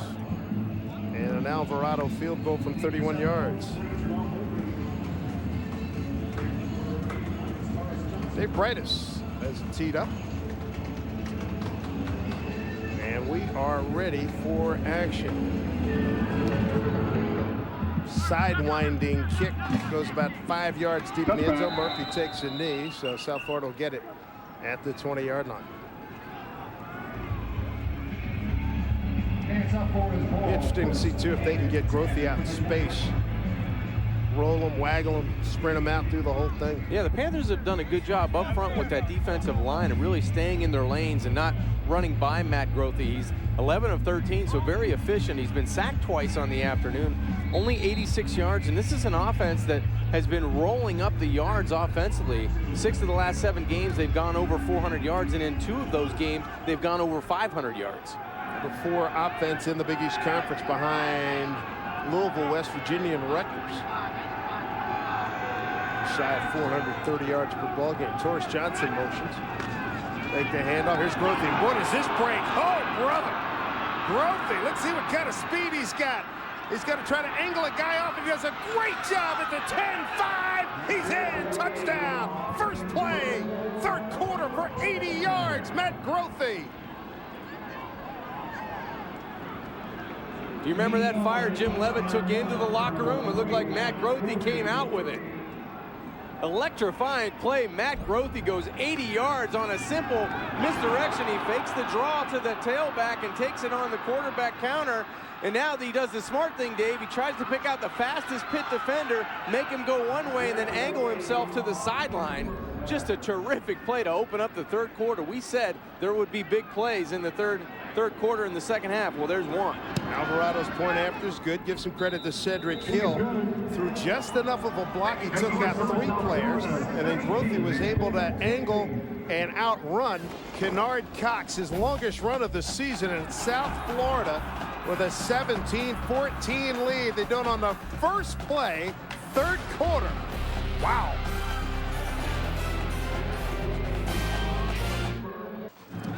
First lead for the South Florida Bulls. They do it on the first play. How about this drive? 1 play, 80 yards in 13 seconds. Matt Grothy, and everything broke absolutely perfectly for Matt and South Florida. Here's Tichy with the kick. And it's going to be Robinson from about the 4. And he is greeted at the 15-yard line. That'll do it right there. Only about a 10-yard return. And John, this thing broke beautifully for South Florida. Oh, it really did. Matt Grothy and the offensive coordinator, Greg Gregory, a perfect play call for what Pitt was doing. They all stunt away from where Grothy was running the football. And Cedric Hill, he had an escort, and Cedric Hill did Matt Grothy, and all he had to do was elude 1 player in Cox, and he goes 80 yards untouched, and you deserve some oxygen after an 80-yard run. Look at Matt. He's great. What a great kid. An avid hunter. Likes to use the bow and arrow.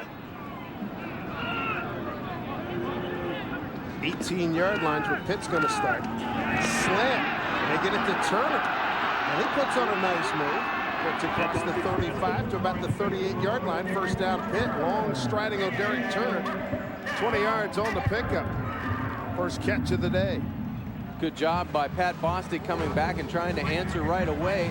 Quick 3-step drop on the slant, and Matt Cavanaugh said he wanted to incorporate more of the quick game, the screens, the quick game, get the ball out of Pat Bostic's hands, because last week 7 for 16 and 77 yards, and already today 11 for 13 for 135 and a score. How about the fact, too, that we're so good on the 2-minute drill, at some point we may see a 2-minute drill. It doesn't necessarily have to be at said time, a 2-minute drill. There's Porter making a catch to about the 48-yard line. And he comes up limping momentarily as we look at the advance. Look at upcoming games brought to you by Advance Auto Parts. We're ready in advance. Final game, the backyard brawl down in West Virginia at Morgantown. About a 70-minute drive from here. Today, West Virginia, 3:30 this afternoon. The Mountaineers will play host to Connecticut. And what is the Big East Championship? Yeah, it is. Probably one of the biggest games he'll play in recent history, trying to turn it around to get to the opportunity to maybe play in that championship game. They beat Pitt the following week. They'll be right there in place for the national championship game as McCoy flag on the field. McCoy gets first down yardage, a bunch to about the 34, picks up 18. This could be coming back. It is. 4th penalty, 4th hold coming up. Holding, 75 on the offense. The 10-yard penalty, Still first down. Fourth holding penalty on the Panthers, second on Mike McGlynn. Yeah, all holding calls today for the Panthers, 4 penalties. And Mike McGlynn, this is a guy that's a veteran. He's a senior. He's a guy that is one of the leaders on offense. And Dave Wannstedt not happy with the call on his senior tackle. Well, there's 4 holds. I think they've taken away good big plays. Yeah, big plays every time. Turner will go to Bostic's left. Porter's going to join him over there. Tight end Strong is at the bottom of the screen to the right. And now some movement. That time looked like Craig got over the line of scrimmage, so he's going to get flagged. Alan Craig. Offside. 94 on the defense with contact. 5-yard penalty. First down. Third offside penalty against South Florida. Referee today's Randy Smith. Alan Craig, part of that nice inside tackle rotation. Aaron Harris, Richard Cleveland, and Alan Craig. Strong interchangeable parts up front for Jim Leavitt. Pitt been doing a good job with screens and quicks. It's McGee in motion. On the draw. Well defensed. Well defensed that time by South Florida. Brought down by Tyrone McKenzie, the outside linebacker, the leading tackler for the Bulls.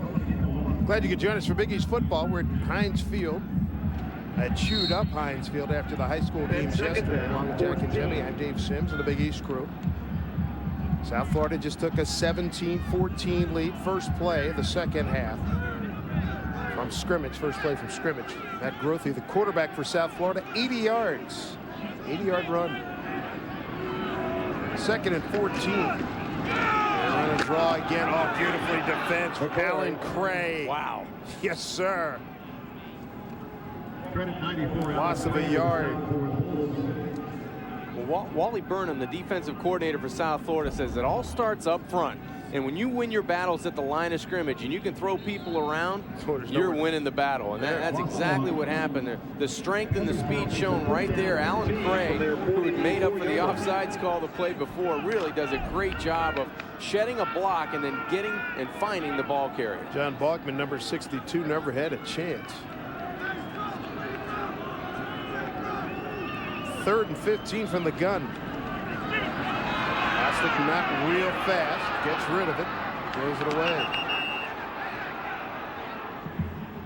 Good pressure on 3rd down by the Bulls, and a nice call by defense coordinator Wally Burnham. He said he wanted to pressure the young quarterback and try to confuse him. That time they pressured him enough for Pat Bostic to elude and get out of the pocket, but made a good decision in throwing the football away. It's not like he doesn't have the Pat White speed, so, and South Florida does a great job with that front 4. They don't have to gimmick up a whole bunch of things. They get great pressure with the 4. Yeah, they can.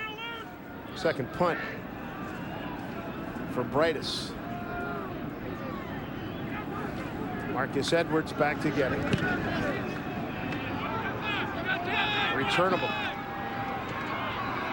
No wall, he can't find it, so he'll just sit down at the 27. Flag coming in. 34 yards on the punt, a 6-yard return. Got an injured South Florida player as well. Somebody got laid out, now he's trying to get up. Looked like Nate Allen. Yep.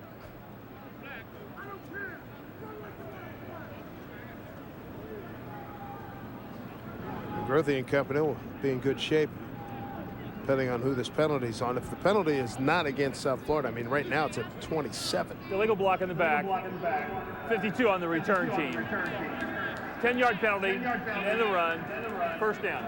Lucas Darr, freshman linebacker from Clearwater, transfer from NC State, called for that penalty. 11:20 to go.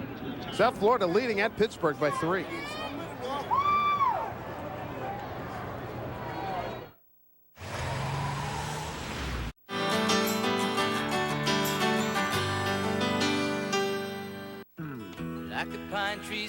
Has made it work at South Florida.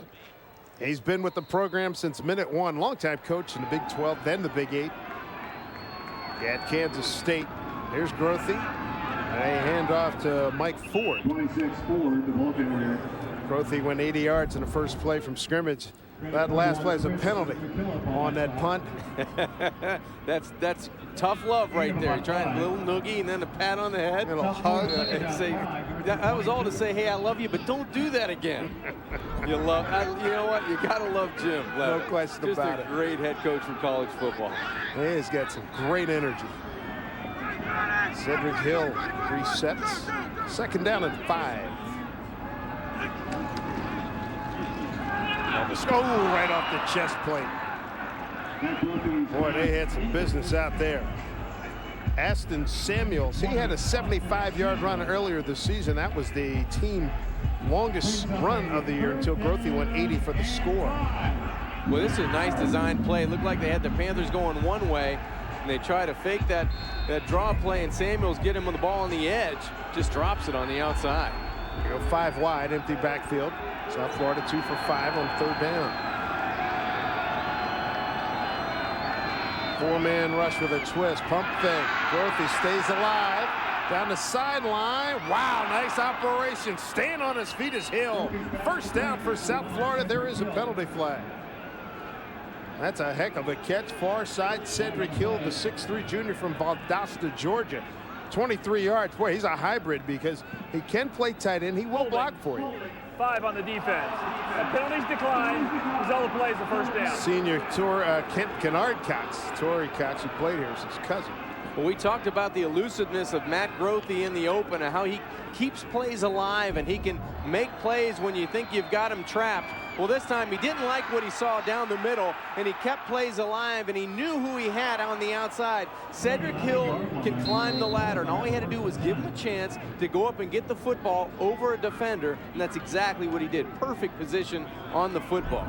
Got it over Shane Murray, and that pass by Grothe goes beyond the 5,000 career passing yardage mark. Gonna throw it again. Reloads and connects down to the 40-yard line. That's a 1st down to the 39.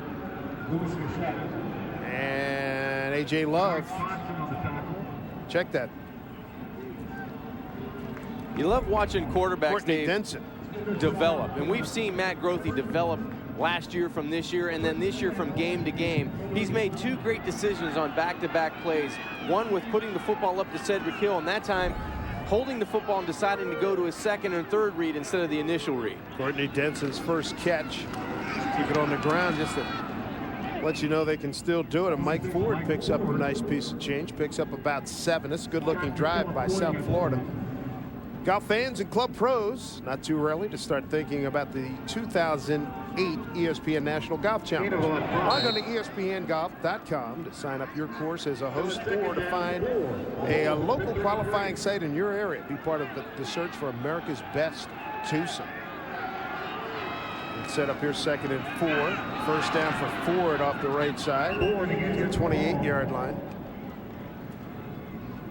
Move the chains again.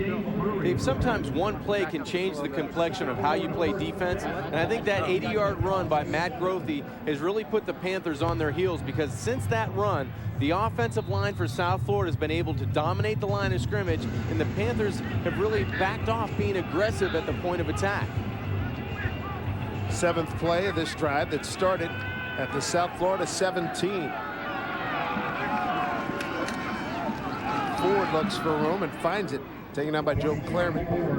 About the 22-yard line. Boy, they're getting big pieces of yardage here. Ford, his average per carry's got to be up around 5 yards. Well, they're getting big chunks, and you have to credit Matt Grothe. He's throwing the football. He had that big run, and Mike Ford in the last 2 games, 174 yards and 4 touchdowns. Today, he's starting to get warmed up here in the 2nd half. Ford 9 carries for 44 yards. 4.8 a pop. He gets another opportunity here. Duncan had it. Would have been for no gain, but Ford fights his way to about the 20-yard line, picks up a couple.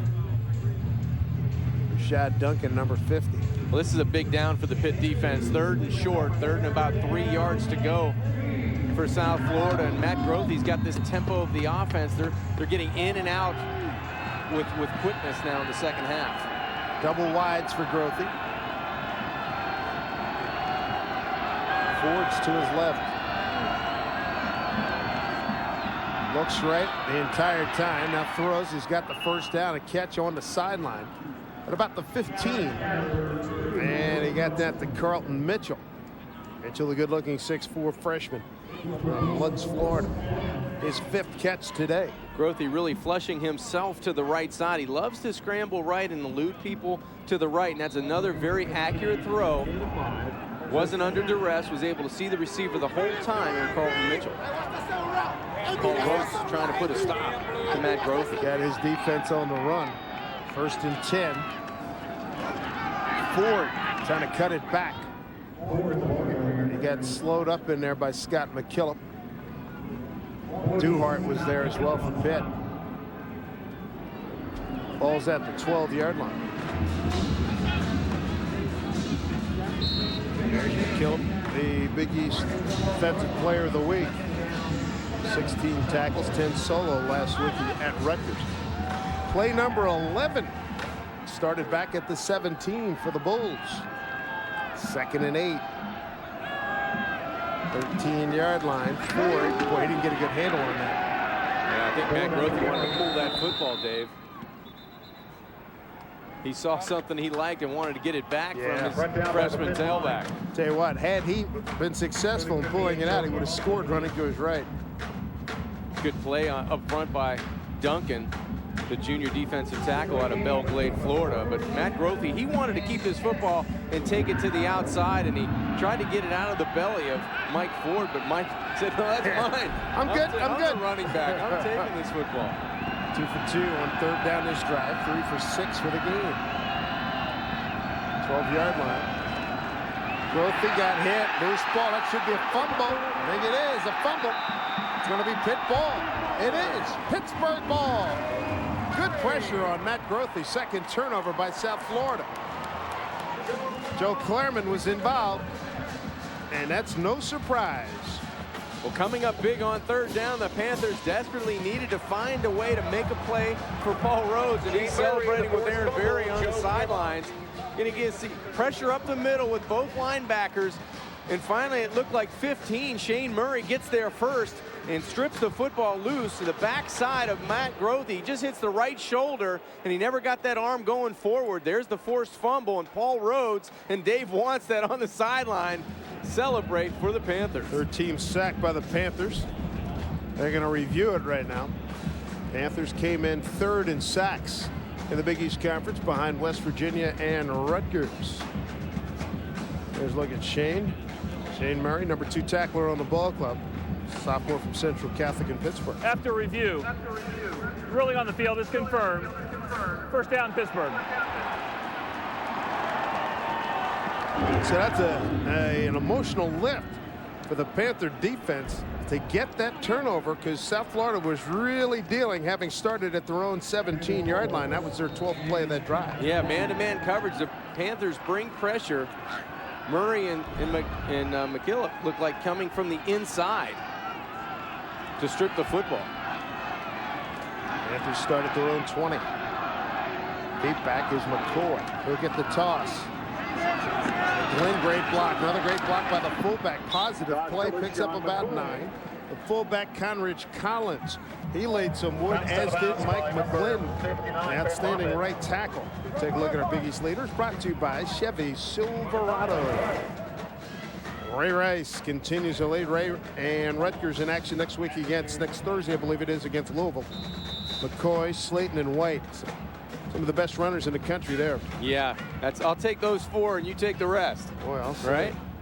Well, I'll tell you what, it leaves me McFadden. I like that starting point. That's not a bad deal. Darren McFadden from Arkansas. I know it. He had a heck of a game yesterday. McCoy's going to get another carry. Runs right into the pile. He didn't have much choice. Nice defensive work there by South Florida. McKenzie is in the middle of it. Trey Williams, and once again, Alan Cray. Looked like it just got the first down, Dave. But if you're the Panthers right now, I think you try to go back and start over. You know, they had some screens, they had some quick passes. They took some chances on special teams. They had a reverse, an end around, a halfback pass. They have to get back to really opening up that playbook and thinking outside the box to be creative against the South Florida defense. Curious to see if they can get the ball to Turner. He's only caught it once, and McCoy goes in motion. See if they get in, try to get it to him in space. That was a screen, I believe, for the fullback Collins. It was more of a throwaway than anything. It almost was picked off on the bobble. It looked like someone at the bottom of a pile, maybe Alan Cray, may have got his hands on it, but I think could have kicked up. Yeah, that screenplay was in tight quarters. That time, Pat Bostic tried to slip this football to the fullback, and it looked like he hit the back end of his tackle, Jeff Oda. Boy, you got to be careful there. That thing could hit off a big fella like that and bounce up in the air for somebody. The fullback got out in front of the screen. You know, he had to stay behind the tackle that time. Third quarter winding down. 17-14. Blitz coming. He had no shot. Fumble. I think South Florida may have picked it up. That should be a fumble. They're calling Boy, it he down. got a face full of Alan Cray.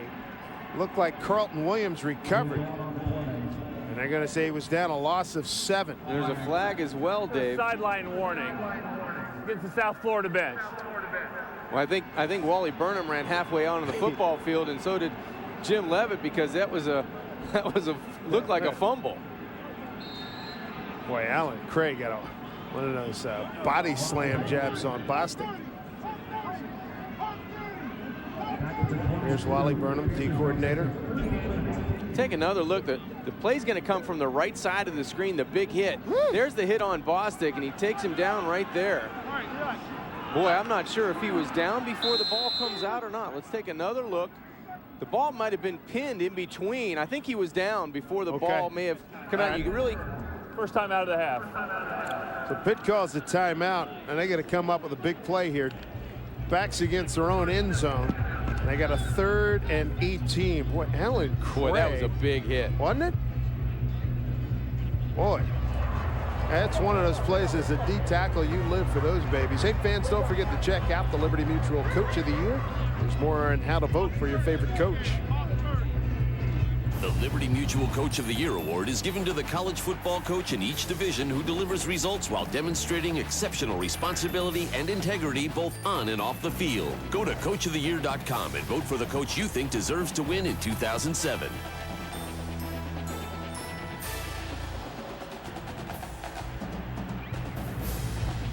Got a good look at Pete Carroll and the Southern California Trojans. Tell you what, I wouldn't want to be playing them about now. West Virginia's going to tee it up against Connecticut in the next hour or two. And Cincinnati's had Syracuse. Syracuse has had they've had a brutal year. Yeah, not pretty up in northern New York. Let's look at our Polaris out-of-town scoreboard. But that Southern Cal crew, what they did to Arizona State the other night. Woo! Pitt's 5 of 9 on 3rd down. And now legal procedure coming up. Southern Cal's in great position to get that Rose Bowl. 14 on the offense. 5-yard penalty. Still 3rd down. Darryl Strong, the tight end, moved. Well, it's getting tougher for Dave Wannstedt and the Panthers. All he can do is shake his head, and the look of frustration is evident in his face. And wow. Panthers going backwards. Man, they almost have to get to the Ohio border for 1st down here. And they're going the wrong way to do that. Yeah, right. Man, actually, they're going towards the New York border, going north. Goodness gracious. Ball's all the way back at the 17. Sideline ball, nothing there, no flags. The intended receiver's T.J. Porter. That's going to force a punt. And they get the turnover and can't do anything with it. Let's go. Started that drive at the 20. Got it to the 30 and then moved backwards. I think Bostic was kind of bumped up on that last big hit. It looked like he was in some pain coming to the side. Cray got him? Yeah. 3rd punt for Brightus. Good returner, dangerous returner, Marcus Edwards.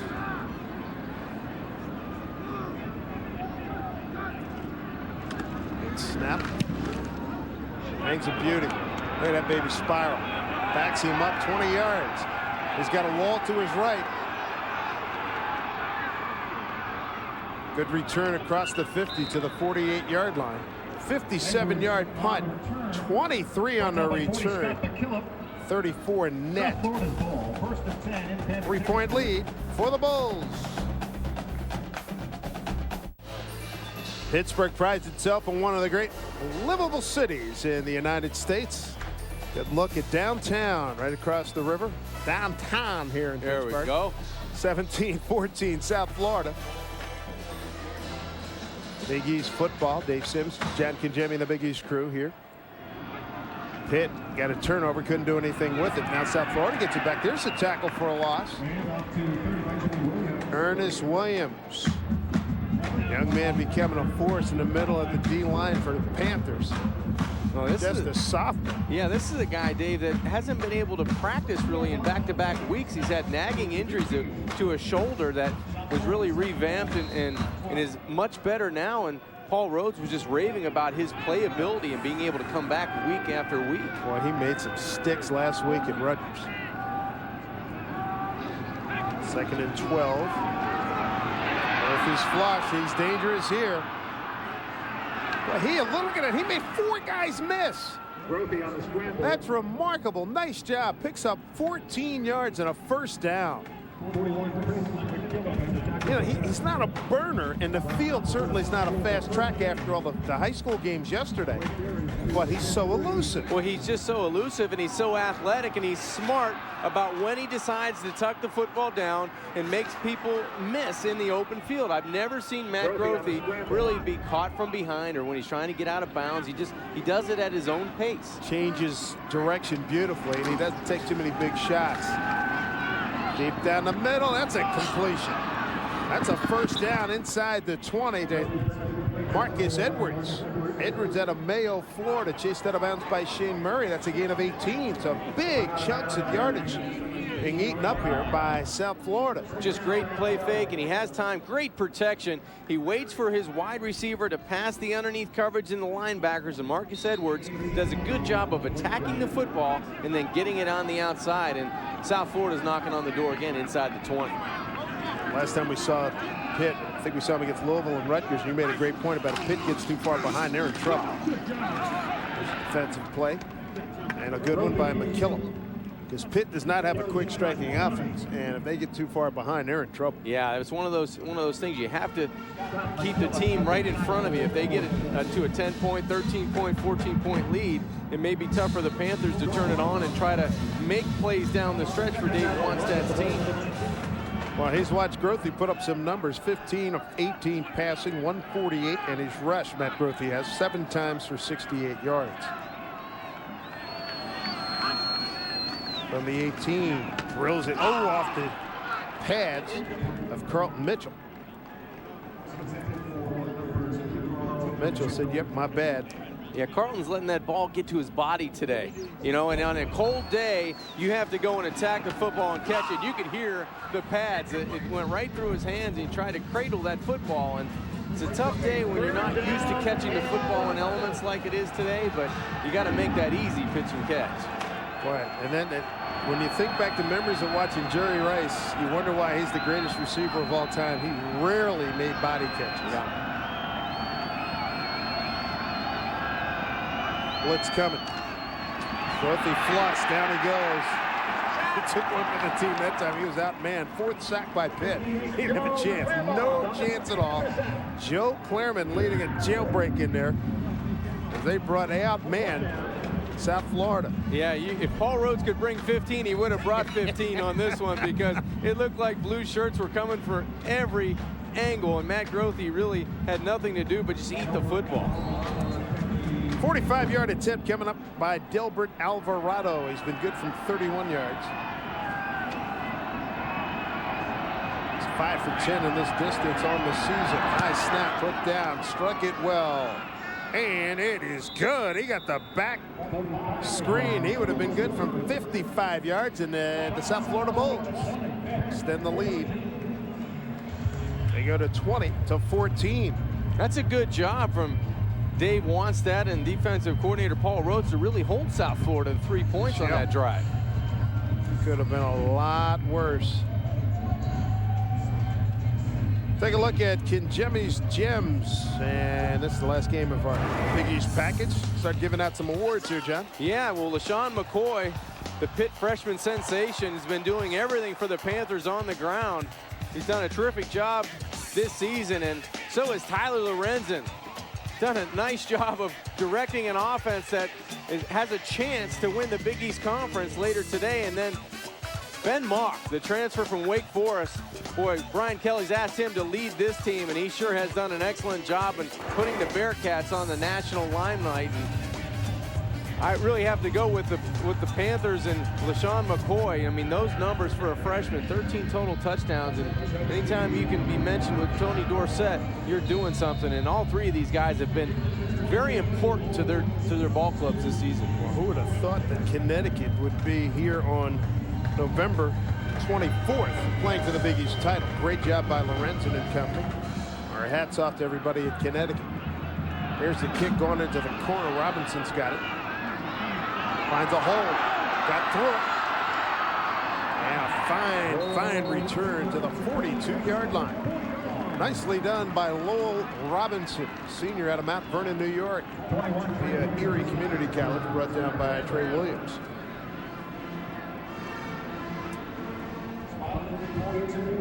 There's my vote for newcomer of the year right there. LaShawn has had an excellent afternoon, and he's had a great season. I mean, he's been close or setting a lot of Pitt freshman records running the football. And John, you made a good point about Pitt giving up just the 3 spot. They're still well within contact here, 20-14. Caught from behind. Another fine play by George Selvey. I haven't called Selby's name in a while because the inside guys, Cleveland and Craig, yeah, they've been cleaning up. But Selvey had a great start to the game. Yeah, he's just going to come down the line of scrimmage and really run down the ball carrier, Stevens Howling. He's got great speed, great closing speed from the edge.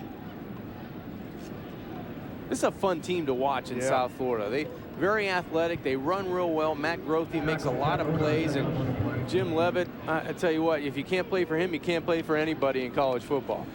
Well, Jeff Oda is leaving with an injury, and I tell you what, I don't envy Chase Clouser, who has to replace him, because he's cold and he's got to go against George Selvey. This is going to be interesting here. Oda's an all Big East candidate. He's out of Newcastle, Delaware. Watch Selvey, top of your screen, defensive right end. He's going against Clouser, who's just coming in. Put 2 against Clouser, and that's a one-hop incompletion, and the pressure came from that side. Trying to get it to Derek Turner. Well, both defensive coordinators trying to turn up the pressure on defense. This time, Wally Burnham on the ISO, trying to ISO with Selvey. He's on roller skates. Yeah, I mean, there's no stopping that guy on the outside, especially if you're putting your hand in the dirt for the first time this afternoon. Hey, kid, get in the game. You got to face this guy who's a burner on the edge. He's been known to get to the quarterback. Yeah, and here cold as ice. Bostic started 12 of 14 passing. He's 0 for his last 4. See if they run away from Selvey. Oda's back in. Does a good job on Selvey. Tip ball. It's up for grabs. Tyler Roberts covering down there, along with Mike Jenkins. There's the intended receiver. That's Darryl Strong. That was a good break on the football by Tyler Roberts. Pretty good protection. Had a lot of time, did Bostic, to throw the football, but tried to fit it into a window. There's 4 defenders in that box over there, and that would have been have to be a perfect throw to get it outside to Darryl Strong. 4th punt coming up. Marcus Edwards back to get it. Dave Freitas. Another fine effort. Oh, man, he got that way upstairs. He's going to keep it in play at the 15-yard line. That's as far as he's going to get. 46 yards on the punt. 4 yards on the return. Alex Carrigan with the tackle. Let's get to know George Selvey, sophomore from Pensacola, Florida. Hey, what up? I'm George Selvey, sophomore defensive end from the University of South Florida. Well, I'm very superstitious, you know. I wear the same cleats that I wear in practice for the last 8 games. And I've been wearing the same gloves that I wore in the first 8 games. And the gloves right now, they're kind of beat up, they're kind of tearing up right now. And they got a big hole, and I tape it every time. I got tape over it.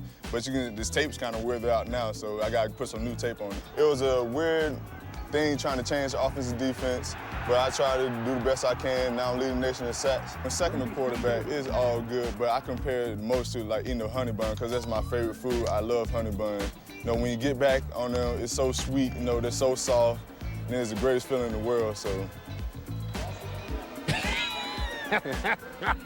When I'm around George, I don't even think about sugar. I don't put sugar in my coffee when I'm down there. He will attack. That was as big a donut as you want to see, too. A little honey bun. Good kid, good personality, George Salary. Just saw John Malecki get a sack, 5th sack by Pittsburgh today. Quick pop to get it outside to Samuels. And he's thrown down out of bounds by Aaron Berry. Well, the Pitt offense has really not had decent field position in the second half. If the Panther defense can go 3 and out and see if they can get the football with decent field position, they may have to try to open it up and take advantage with a big play on first down. But first, this defense and Dave Wannstedt's defense has to stop South Florida and Matt Grothe on 3rd down. Need a big stop here. Grothe's got 2 wides both sides. 3rd down and 7 at the 18. He's going to be short of a first down by about a foot. They got that down to Edwards. John, as a quarterback, that's got to make you nuts. Leave yourself a foot short. Well, that's a good open field tackle, too, but it does drive you crazy because you think you have enough for the first down if he just falls forward, because that's a good job by Grothe of fitting this football in on the slant, but that's a good open field tackle. Very aggressive. You have to give credit to Adam Gunn, wrapping up and throwing him backwards. Well, we've seen a fake out of this formation, but given the field position and the lead, I think he's going to punt it. I tend to agree with you, Dave.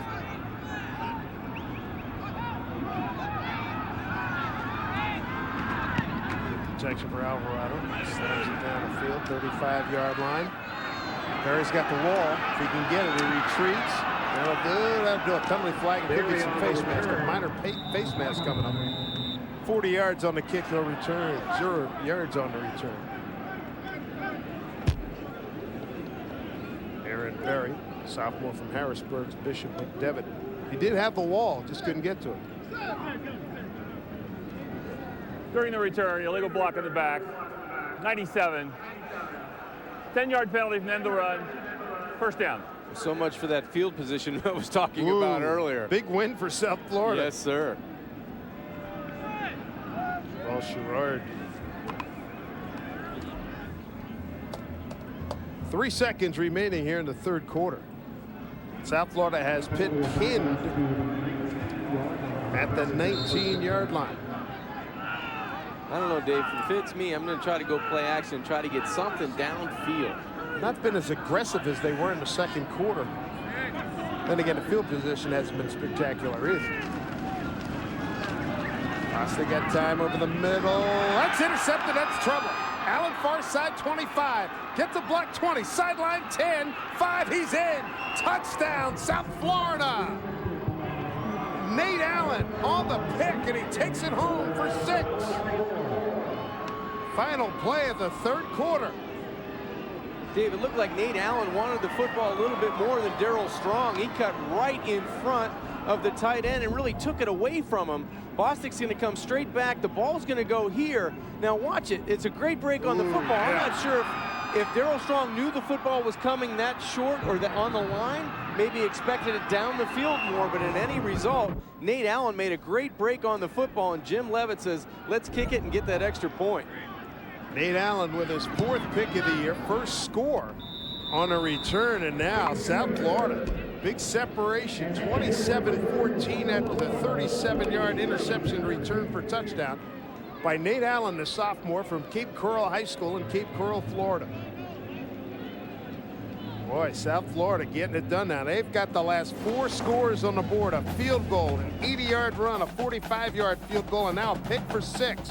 It's 27-14 South Florida.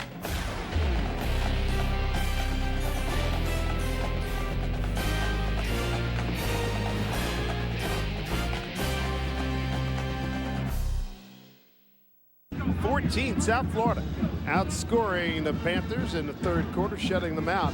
First play of the quarter, an 80-yard run by Grothy. The last play, an Allen interception, 37-yard return for the touchdown. And now Pitt's offense is in a hole, and they get some work to do with the final quarter about to start.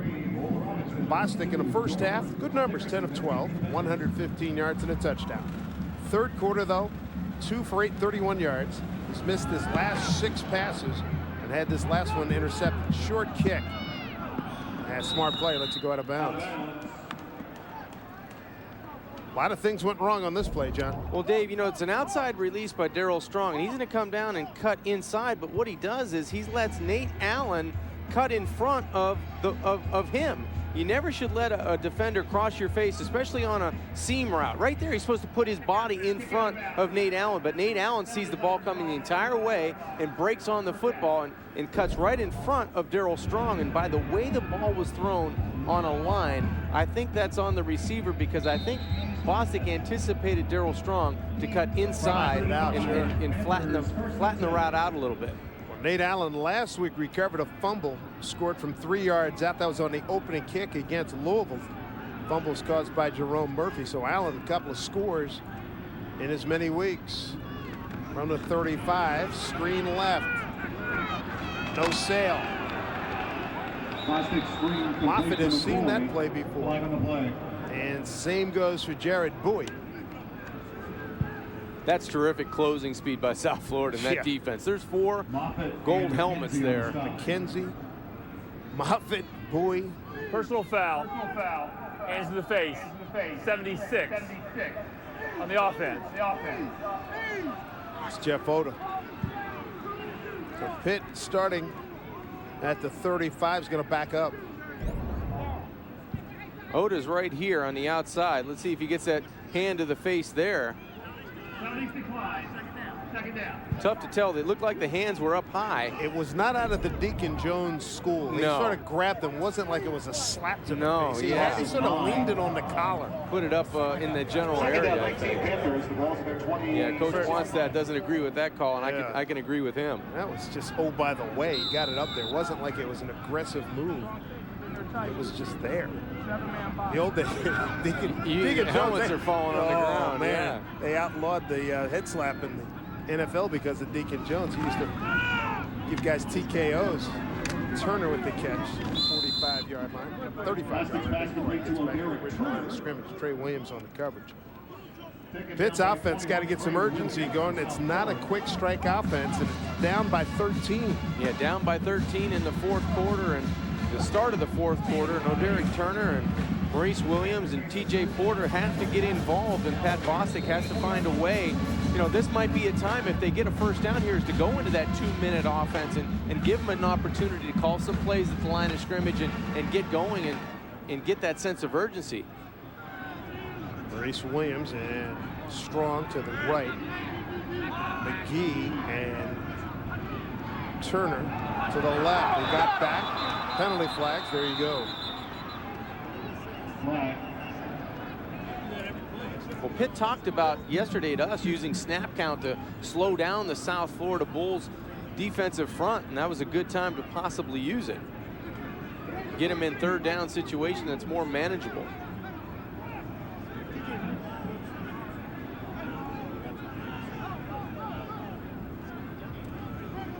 Andy Smith has been active today.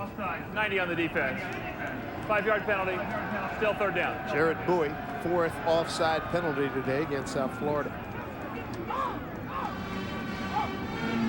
Now Pitt in a little bit better situation, and defensive coordinator Wally Burnham on that last 3rd and long. Looked like they had about 8 guys on the line of scrimmage. They were going to try to bring some pressure to the freshman quarterback. Look at Jared Bowie, senior from Tampa, Armwood High School. 3rd down and 6 for Pitt. It looks like man coverage again.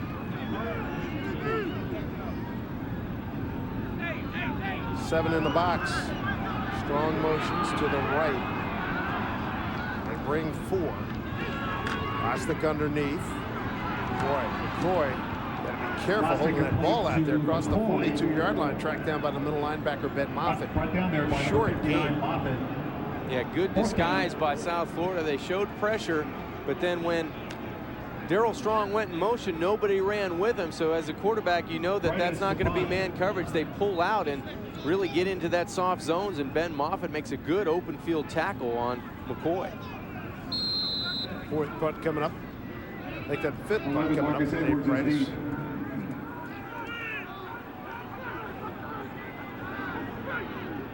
Pitt had a lead of 14-7 at the 2:56 mark, second quarter. Since then, it's all South Florida. Edwards backs up, signals fair catch, should have let that one go at the 5. Puts his offense in a huge hole, a 52-yard punt by Dave Bryce. Bryce with a fine effort there. Take a timeout, it's South Florida by 13. As good a football town as there is in the United States, Pittsburgh, Pennsylvania, site of Big East football this afternoon on this great day. Panther not exactly roaring right now. 27-14 South Florida Bulls.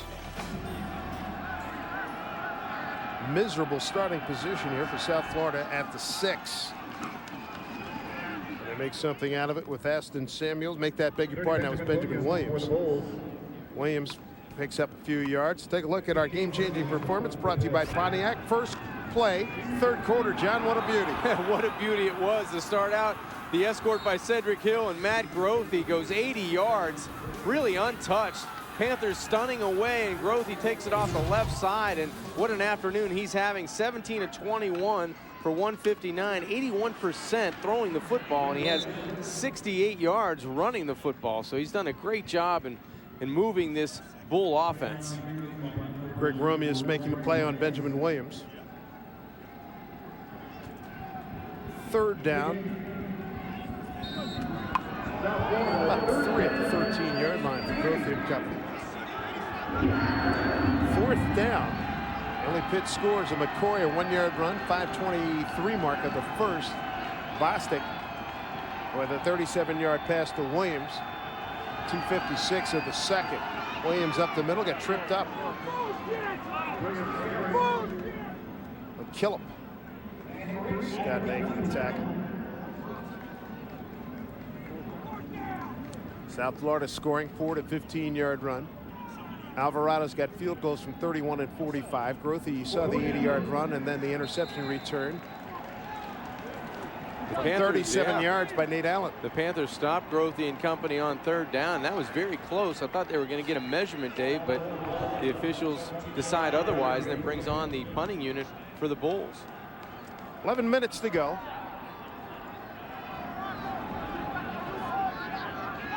Fifth punt for Alvarado.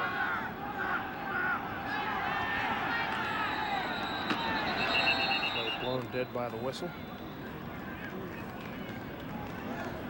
Delay on the offense. 5-yard penalty. Still 4th down. Final game of the regular season for South Florida. The Bulls at 8-3, 3-3 in the Big East. Bowl eligible, obviously, at Pittsburgh at 4-6. Game next week against West Virginia. They need to win today to have a shot to finish at 500. Alvarado takes his time. Decent, but not great. See what kind of bounce he gets. Smart play at the 42. 27 yards on the punt, and he got it out of there. That was the main thing on the operation, and Jim Leavitt will take his chance with the defense. 10:41 to go. And a nice job in there by Hess. Houston Hess, sophomore linebacker from Oswego, Illinois. Take a look at our Keystone Light Always Smooth moment. Bringing back days of, well, Dick, it was a good one. You could really dance to it. Hi, what's your name and where are you from? Yeah, that's right. That's Keystone Light moving in the wrong direction. The Panthers need to go in the right direction. Now they have an opportunity to get back in here, Dave.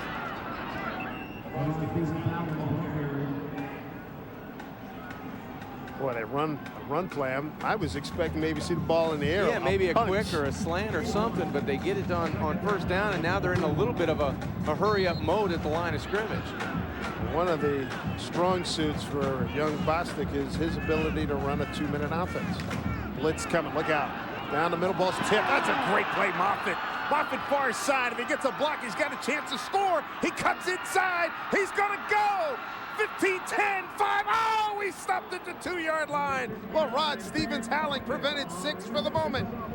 What a brilliant play by the senior middle linebacker, Ben Moffitt.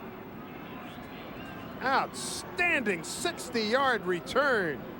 And that could pretty much slam the door on Pitt right there. Well, just as Scott McGillip is the glue to the Pitt defense, Ben Moffitt, the senior, the Butkus semifinalist, just a great play, tipping the football up and cutting it inside. And what a great effort by Stevens-Howling to shut him down about the 1-yard line, but a nice job by Moffitt.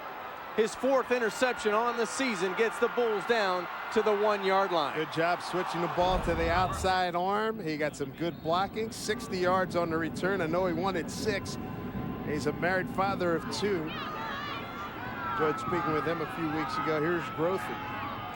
And the offense, 1st and goal. No room at all for Mike Ford.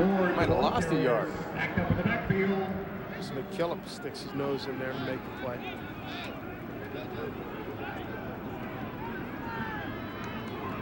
Bostic has had 2 interceptions. Moffitt almost matched Nate Allen, taking it home for the score. Allen put the last points on the board for South Florida at the final play of the 3rd quarter. 37-yard interception return. Grothy to throw in the end zone, knocked away, almost intercepted. Intended for the tight end Ben Busby, the 6'3" sophomore from Mobile, Alabama.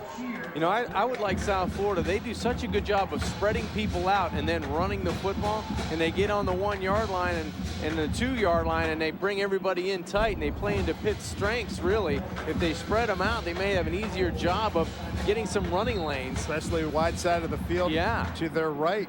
They're going to go with the old wishbone. Wide side, good change of pace. He's got the angle. He scored. Touchdown. South Florida. Mike Ford had the wheels. 33-14 South Florida. And Pitt is in a huge hole now. And that's just speed to the outside. Mike Ford. Florida speed. Yeah, Big East Player of the Week last week against Louisville, having another nice afternoon against the Panthers. Looked like Ryan Schmidt was down for the Bulls, the offensive left guard.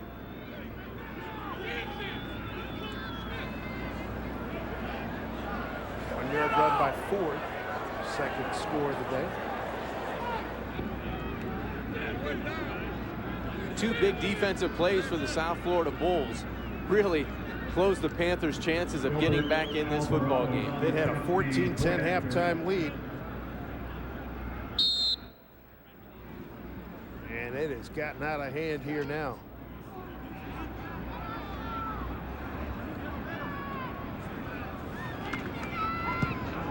Point after by Alvarado. It's perfectly executed.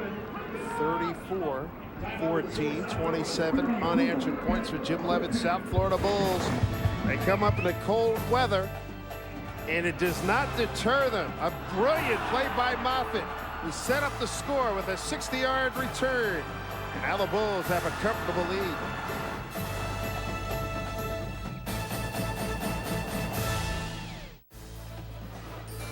Clang, clang, clang with the incline trolley. The incline Mount Washington. One of the great scenic venues here in Pittsburgh, 34-14. The Bulls, yes, they are goring the Panthers with 27 unanswered points here in the banks of the Ohio River. Boy, the defense really turned it up in the second half, Dave. Ooh, couple of picks. This is going to be the 2nd consecutive kickoff that goes out of bounds by Tichy. So Tichy, he may get an earful from Jim Leavitt, his special teams coach. probably going to tell him, you try hitting this brick out here on the 30-yard line. Kick out of bounds. 5-yard penalty administered on the kickoff. We will re-kick. He's going to have to do it again, so Coach Leavitt's going to get his chance to talk to him. But look at the total yards in the second half. Boy, South Florida, 182 yards, and 80 of those coming on the first play in the third quarter, and Pitt only registering 36 yards for Dave Wannstedt and his offensive team. And you know, the story has been making plays defensively. You know, 2 big plays defensively, and then the big run by Grothe really closed this game out. You bet. 2 turnovers, the one Allen took home for 6. Moffitt set up another one with an interception, another score that is. And we were talking not too many minutes ago about Pitt had to maintain some contact, almost like they had the draft on South Florida. Now it's out of reach. That may go out of bounds again. He's got a bad hook. He's got a better change his grip. No lie. Goodness gracious, that's 3 straight out of bounds. See if Jim Leavitt. Kick out of bounds. 5-yard penalty. Re-kick. See if Jim Leavitt hands Justin Teachy a bus ticket back to Tampa. He's going to call him in now.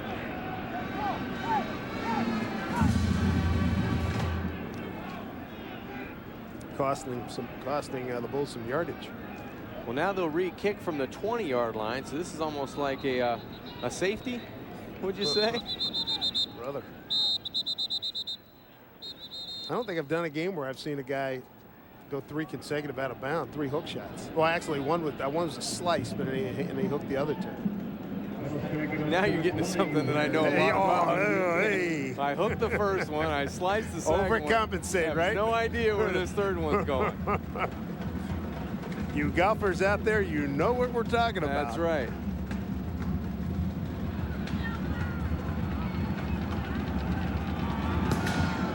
As usual. Not as bad a hook. No.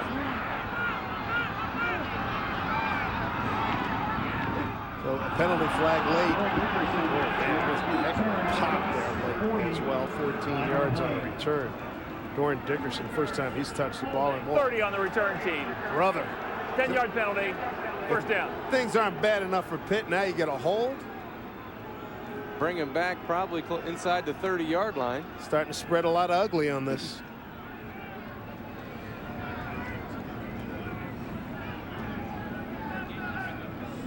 You're supposed to get the football with 2 consecutive out of bounds, probably around the 45-yard line, I would guess. That would be my average if you kick it from the 20. And they got it around the 25-yard line, so really a disappointing result for the Panther offense. South Florida in command, rushing 4. Bostic's got time over the middle, and it's caught. About the 37-yard line. Looked like Darryl Strong. It was. Picked up 13. First down for the Panthers. They have to throw it every play, John, don't they? I would think so. I mean, you mix in a run here and there, but you know, you want to throw it to McCoy as well. 3 touchdowns. Out to Strong. Fumble, first down, brother. Fumble, South Florida football. For those who are remaining here, that might be the eject button to get them out of Heinz Field.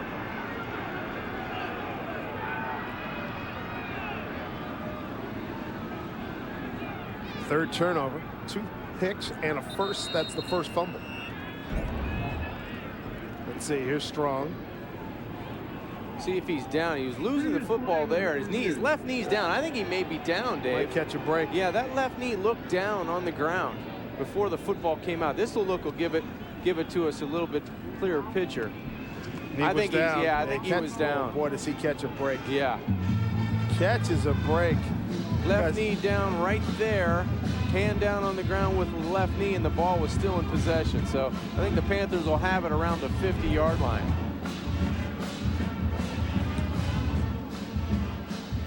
Boy, it's amazing when it starts going downhill the other way. Well, it can happen in a hurry.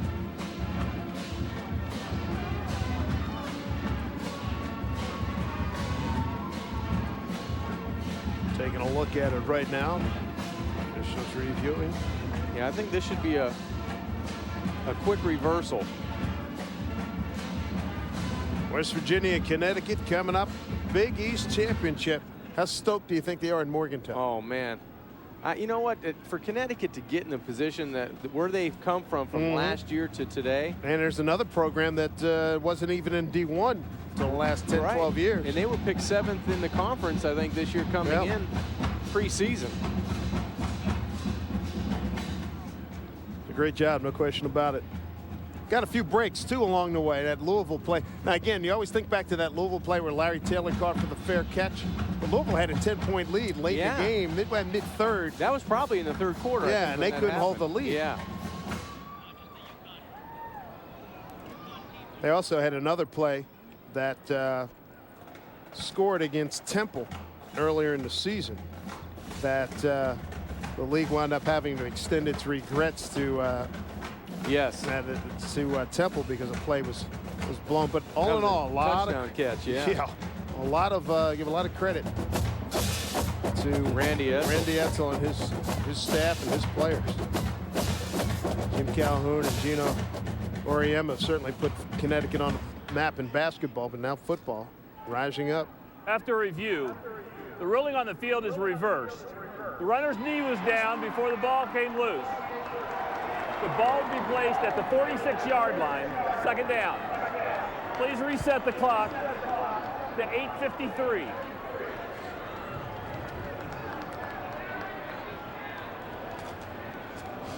So the right call's made. Panthers will regain possession of the football, and Jim Leavitt's defense will be back on the football field. See if Pat Bostic can get something going for the Panthers with 8:50 and 49 and counting.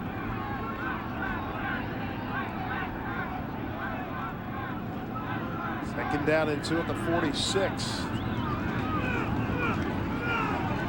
Bostic throwing short. He's got Strong again. Wow, takes it out of bounds. 35-yard line. Thought maybe he would have put his foot in the ground and cut it back against the grain. He could have picked up more yardage. 19 yards.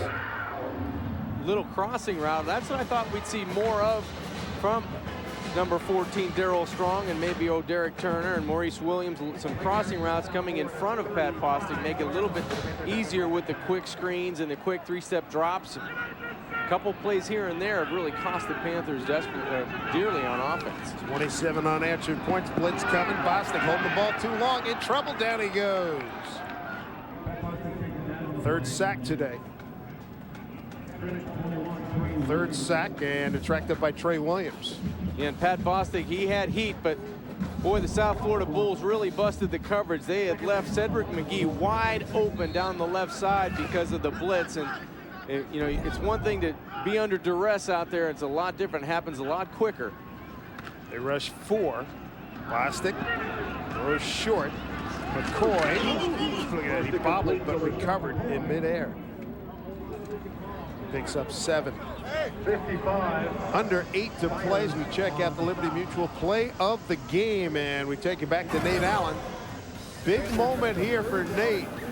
Final play, third quarter. Boy, just a terrific job of stepping in front of Darryl Strong on that seam route, and he gets a couple blocks inside the 5-yard line, and he gets into the end zone. Got the ball down the sideline. It stays in bounds to Cedric McGee. So about the 12.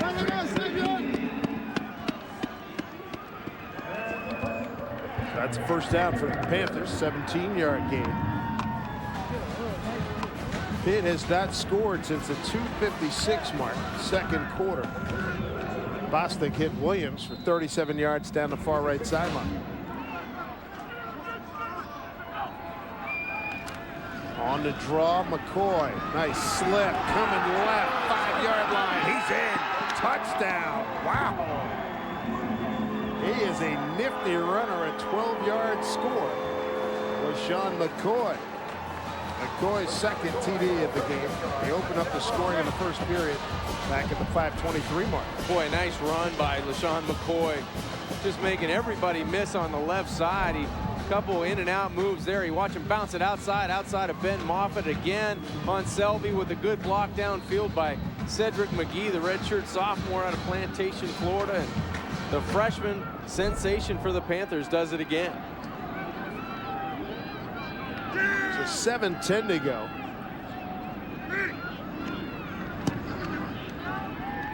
And that point after by Connor Lee is good.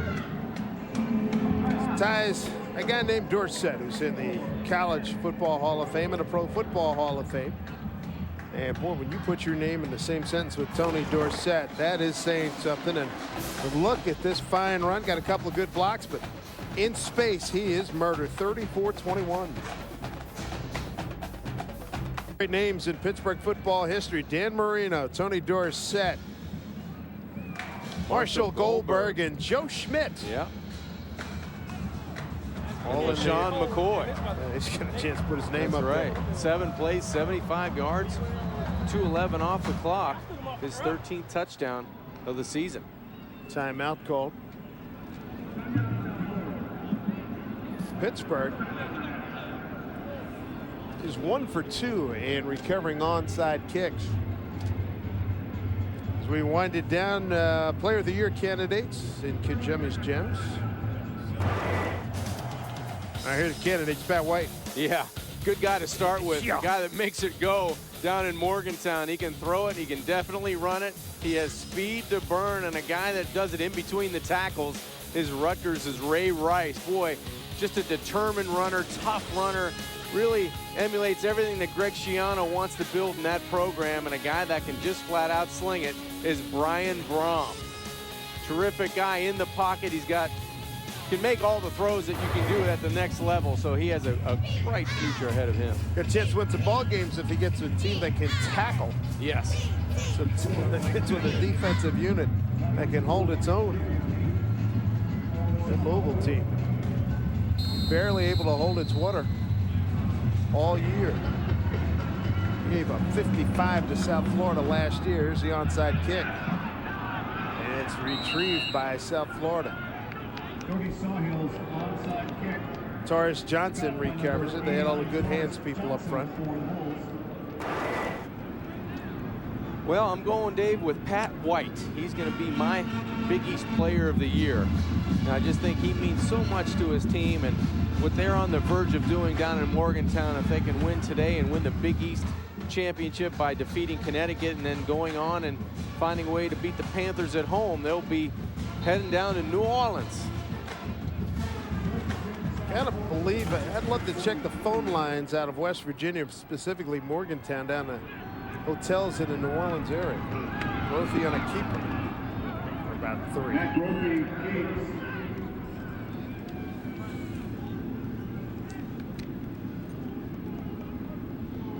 All right, done, partner. Tell them what they've won. Unfortunately, I really don't have much to give them with our. I've checked with our guys back in Bristol and guys down in Charlotte. And the budget just doesn't allow for it, so we're going to be in trouble with handing out any prizes to the guys. But that's who I would select as player, coach, and newcomer.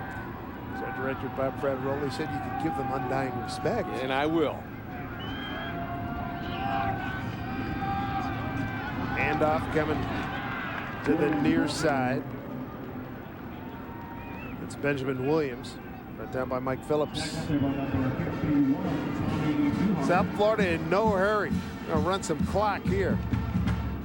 34-21.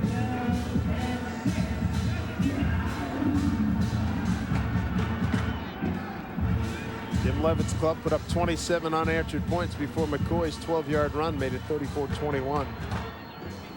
Under 6 to play.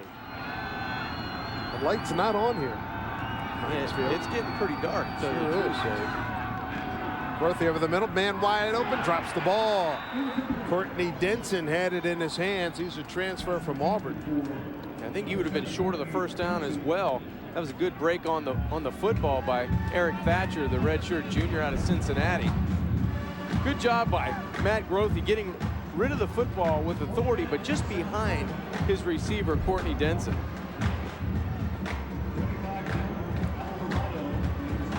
Grothy would take a seat. Aaron Berry would dearly love to get a return here. 5:47 to go, down 13.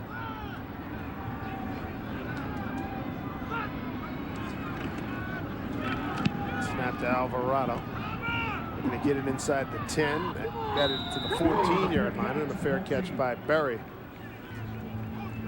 25 yards on the punt by Alvarado. A lot of happenings late in the season here, and particularly this weekend, Thanksgiving weekend. What a game that was last night, triple overtime. Arkansas takes out #1 LSU, and that opens the door for Les Miles to make his move to Michigan. And I think it makes it a lot easier to go to Michigan. And then Texas A&M, Dennis Francione resigns after upsetting Texas at home. And I think at sunup this morning, Bill Callahan was fired, and Ed Orgeron, who used to be with, he was at Southern Cal. He fired at Ole Miss after losing yesterday. How about Sylvester Crum and what he's done? Intercepted, see you later. Goodness gracious.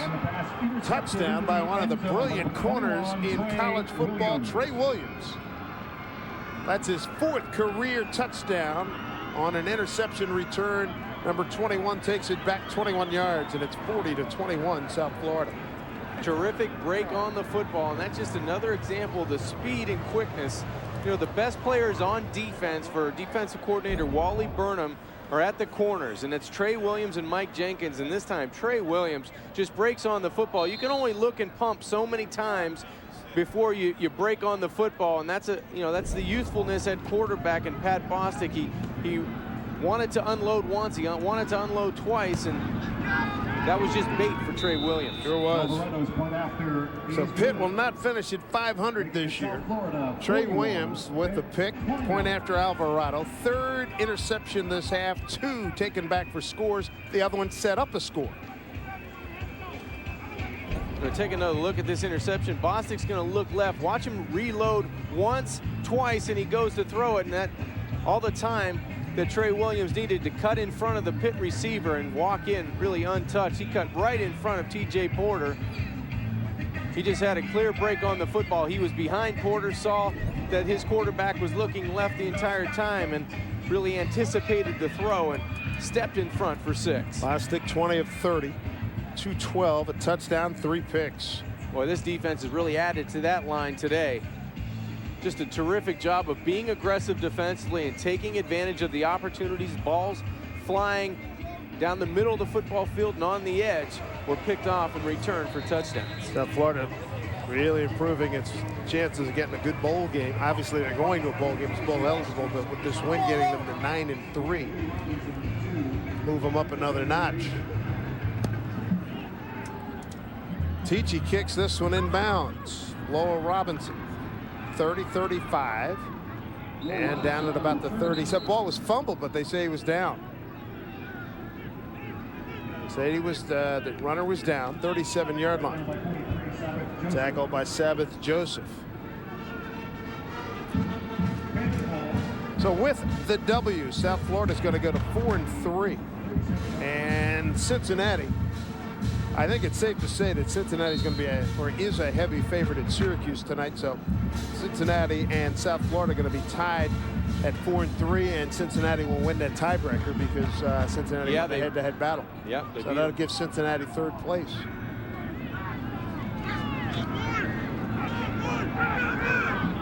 Bostic down the far sideline, incomplete for Cedric McGee.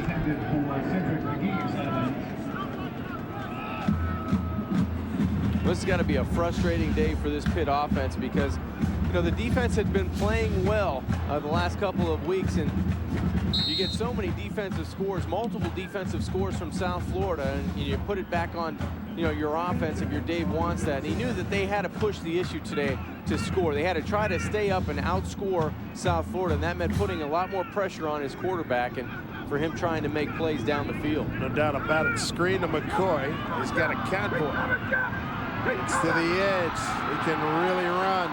Going to be angled out of bounds. Nate Allen down there for South Florida, along with Trey Williams.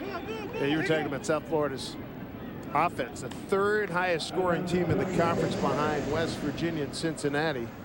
And Pittsburgh on the other side of the coin is next to last.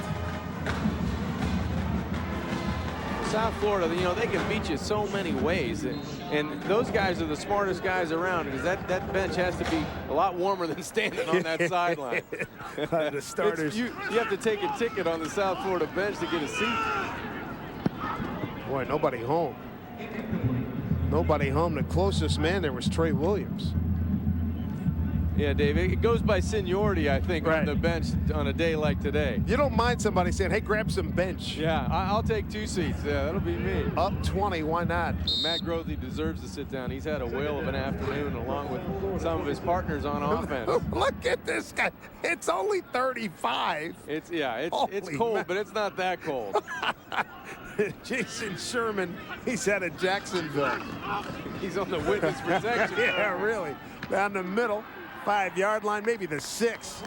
That'll be a 1st and goal for Pitt as he fed it into T.J. Porter. Wearing that headgear, Dylan Douglas, Carlton Mitchell, beg your pardon. He's not taking off. Looks like he's got 2 on, right? I think he does. 2 pieces of that warm weather headgear.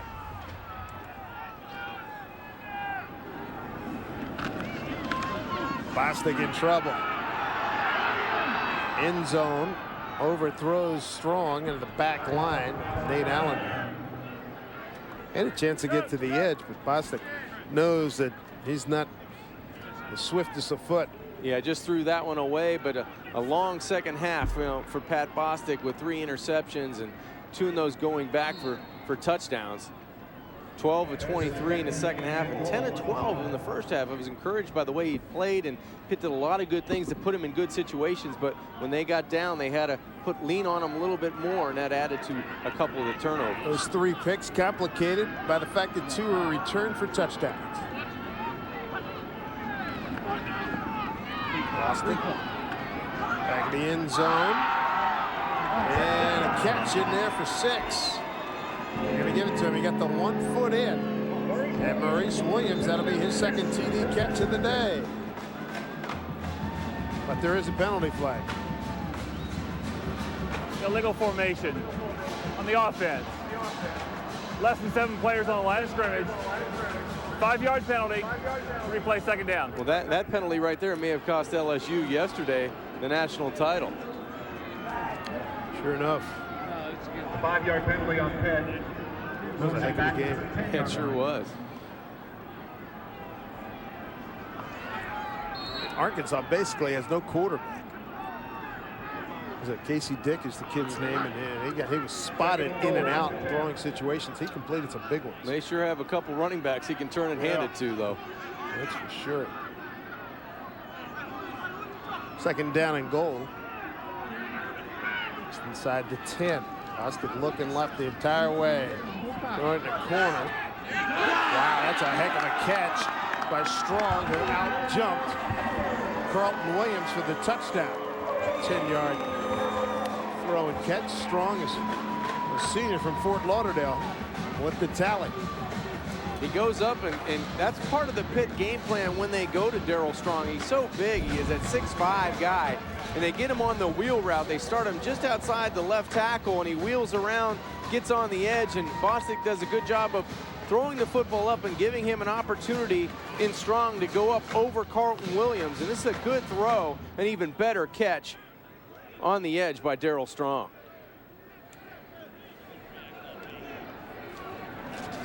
The Panthers are going to go for 2.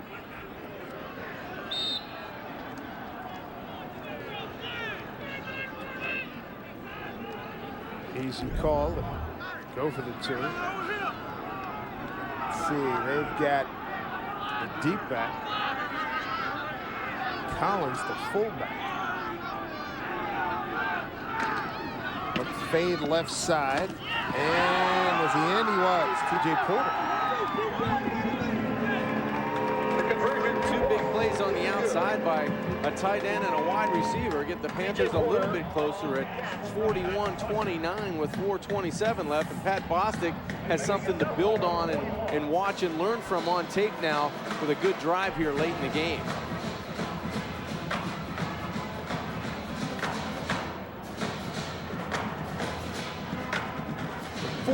41-29.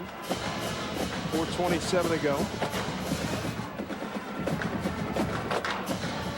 Wannstedt staying feisty and going for it. Pretty good throw. Yeah, good spot on the football. Back-to-back throws, and T.J. Porter does a good job of shielding the defender. Watch him put him on his back right there and create the separation, whereas Trey Williams has to go through the receiver T.J. Porter's back to get to the football. That's a good job. 6 plays, 63 yards, and 104.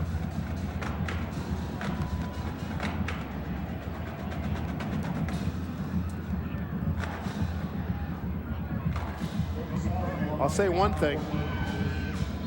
It's been a tough afternoon here, and the season not what they expected here at Pitt. But you know they'll be fired up to play West Virginia next week. Torres Johnson, same thing they did last time. He goes up and makes a catch on the onside kick. Torres Johnson's done a good job. 2 big plays there.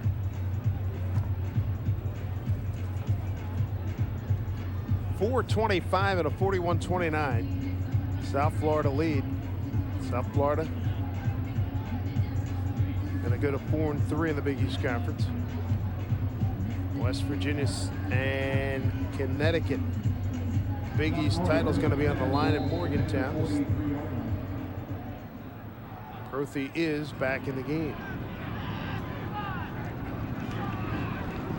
And it's the Ford trying to bounce it. Mike Ford carries for the Wolves. Time now for a Verizon Wireless MVP of the game, and it's Matt Grothy. 218 total yards, touchdown, 8th consecutive game with more than 200 total yards. He had an 80-yard run to start the 3rd quarter. I mean, it was spectacular, and he's done a good job eluding pressure, giving his offense a chance to be productive, and he usually does that with his running ability and come back and be able to pinpoint passes on the edge, but it's his running that kick-starts this offense, and his electric plays on the edge is what really kicks this offense over the top. Grothy waggling back the other way. Picks up a block. Picks up 8 yards, run out of bounds at the Pitt sideline. Dorian Dickerson gets him out of bounds. A lot of 2nd and 3rd teamers in the game now. Paul Rose, defensive coordinator. A lot of long faces on that sideline. Yeah. Really all Matt Grothy in this offense needs to do is try to get Mike Ford a couple yards on 3rd down here. There's Ford, cuts inside, stays on his feet. Lost the ball, but it's out of bounds. It'll be a 1st down for South Florida. 23-yard line. Giovanni Chappelle, tackle number 7. A 9-yard pickup from Mike Ford. Yeah, this is a good pop on the sideline. Listen to this hit on the edge. Giovanni Chappelle, Dave Wannstedt was very high on him, as well as defensive coordinator Paul Rhodes yesterday, saying he's just a true football player. The guy makes hits, makes plays, and he's always around the football. He's only 5'9". Williams does a good job just staying bounds. Picks up 2. Brady brings him down. Brady had a stop for Pitt.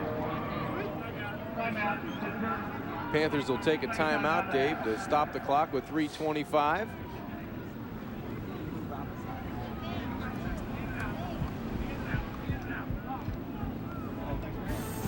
Today's ESPN Plus game has been brought to you by Keystone Light. It can't always be smooth, but your beer should be.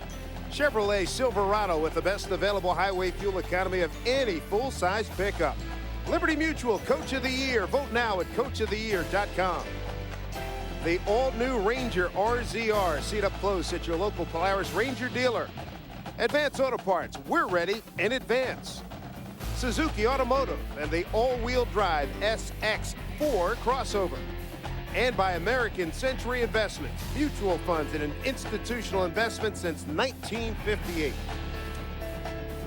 Here we go, Grothy on a 2nd down and long. Just continue to slam it inside with Benjamin Williams as they take the clock down. John, another great year. Pleasure being with you. Missed the first couple of games, but good to be here with you guys. Great. Russ DeLynn up here, and all the guys in the truck, guys and gals in the truck, and everybody back in Charlotte. Another great year of Big East football here. And Sarah Kustok couldn't be with us today, but thank her. And 3 of us will be working together again on the PapaJohn.com Bowl on ESPN Radio coming up on December 22 in Birmingham, Alabama.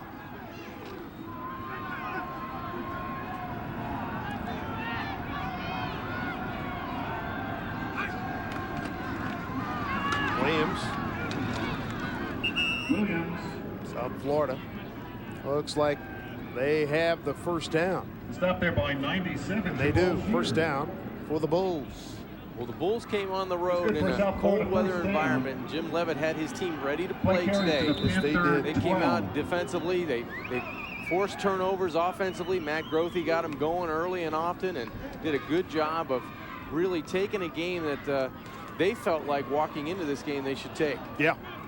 And the other thing, too, I still think back to 3 years ago, we were in Rutgers, and it was a cold weather day, and the coaches were concerned about getting the guys off the bus in cold weather. And today it was about 35 degrees, 37 when we started here. Yeah, it was a lot colder today than it was that day in Rutgers. No doubt about it. 10, Mike Phillips, the tackle for Pitt. Mike Phillips making the stop on Benjamin Williams.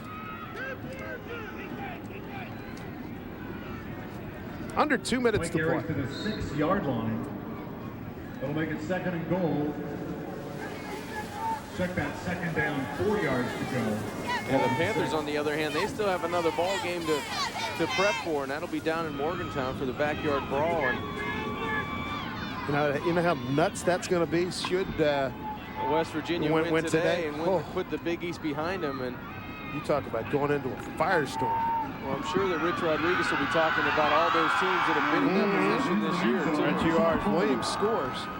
Put another exclamation point on this game. A 6-yard run to make it 47-29.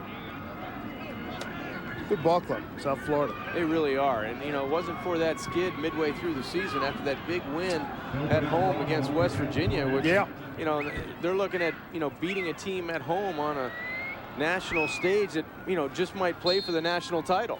They were number 2 in the country. So they went into Rutgers, and Rutgers took them out. I believe that was on a Thursday night. Yeah.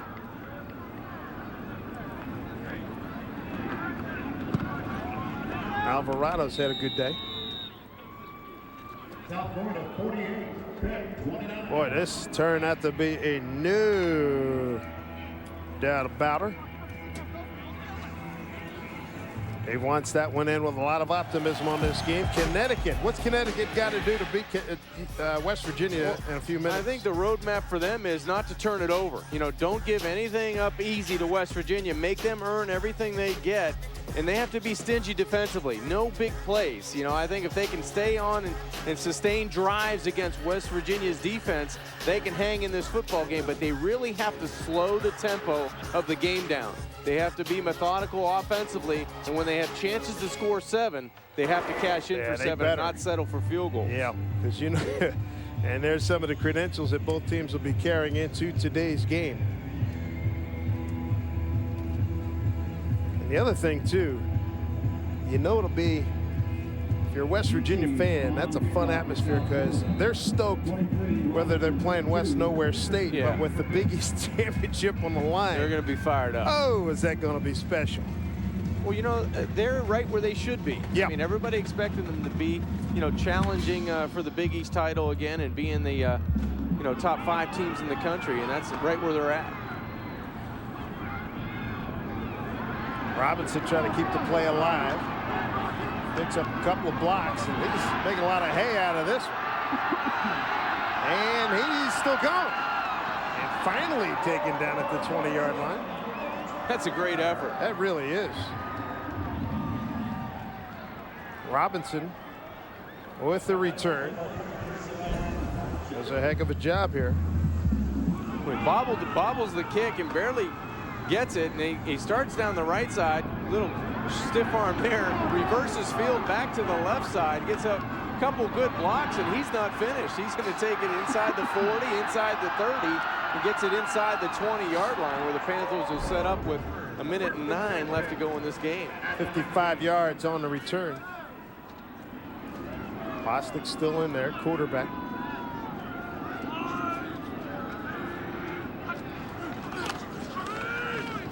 Bostic with some time. Over the middle, and it's caught.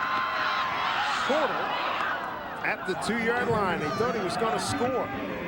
Dave, I like T.J. Porter for the future. I didn't think he had enough balls thrown his direction today. Yeah, he's a good receiver. He breaks on the football. He's energetic. He looks like a coachable kid. And I think that you know, he's a bright spot for the Panthers in the future.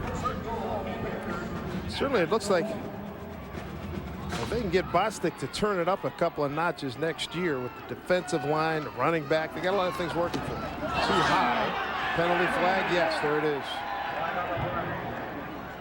Maurice Williams, the intended receiver. Pass interference. 21 on the defense. First down. So the final 45 seconds between Williams. Caught on that play.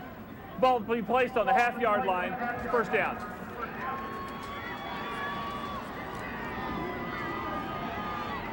Good season in the Big East Conference. I'd like to see LaShawn McCoy get a touchdown here to make it 14 on the season.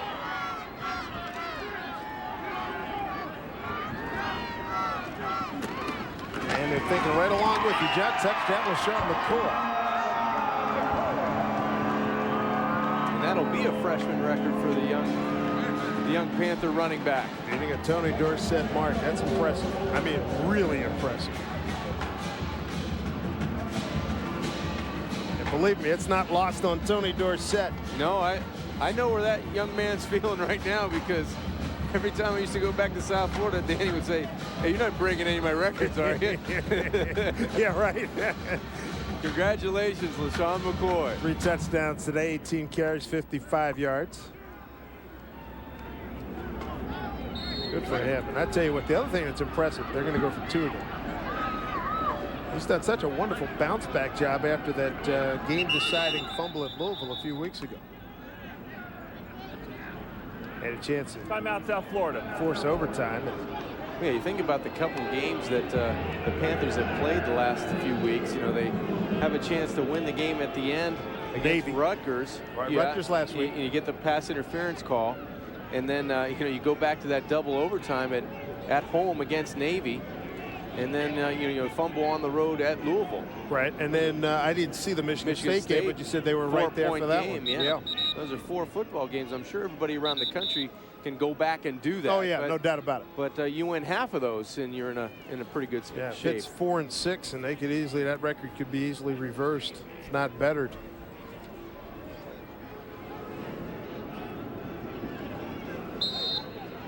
Well, if you're Dave Wannstedt, you go out in a recruiting trail, and you got McCoy's got the 717 for area code in his home as they put the note up on the scoreboard. 717, the area code of Harrisburg, Pennsylvania.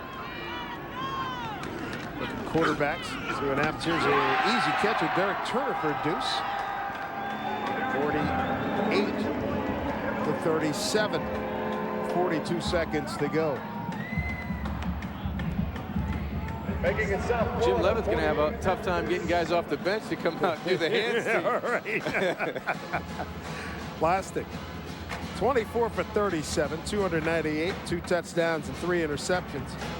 Jim Leavitt applauding, knowing that his club emotionally checked out of this game about 5 minutes ago. That's right. That's a tough thing to do, to close out a game. It's over, and you get some yawns on the sidelines, and there's a congratulations, Coach Greg Cattuso, who I played against in college. He was a defensive nose guard for Penn State, who's been coaching here the last couple of years. Great player in college and a good coach for the Panthers. Kid's a showcase guy. He's your linchpin. You build around that young man. Sean McCoy for the next couple of years. Absolutely, you do that. He'll be a year wiser. He'll get a chance to watch a whole bunch of tape. grow from those mistakes, and he didn't make a lot. Did not make a lot. He was very productive.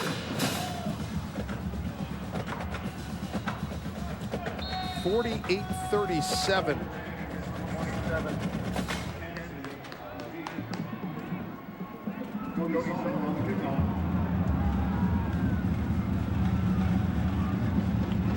There's the onside kick.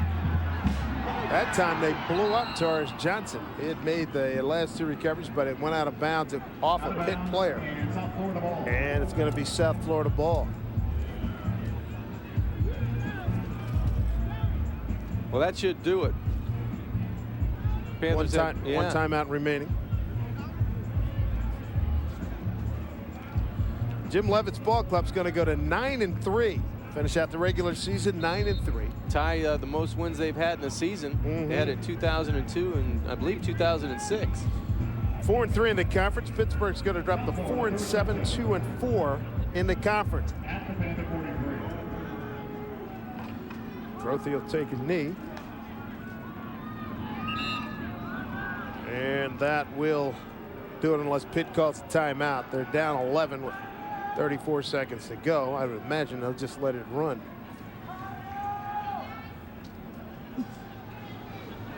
And that's what they're going to do. Clock starts, and that'll do it. Pitt players coming out on the field. Thanks for joining us, everybody, here at Big East Football. And we'll be back to talk a little bit more about it, wrap it up. Jim Leavitt and company coming over. Shake hands with Dave Wannstedt. 48-37 the final. South Florida wins. Matt Grothy and that offense, too much to handle for Pitt. Speed, and they convert on turnovers. South Florida, 23rd ranked this week. They do a number on LaShawn McCoy in Pittsburgh, 48-37, but that young man is a keeper. He sure is. He had a terrific afternoon and a great freshman season. 1 game to go against the Mountaineers, but a terrific running back in LaShawn McCoy. Partner, we'll see you down in Birmingham for the Papa John Campbell on ESPN Radio, and then catch you again next year and here on ESPN Regional for the Big East Game of the Week. Final score, South Florida 48-37 over the Panthers. For John Kinjemi and our entire crew, I'm Dave Sims. This has been a presentation of ESPN Plus, the worldwide leader in collegiate sports. So long, everybody, from Pittsburgh. It's been a pleasure being with you here in the 07 Big East season. Take care.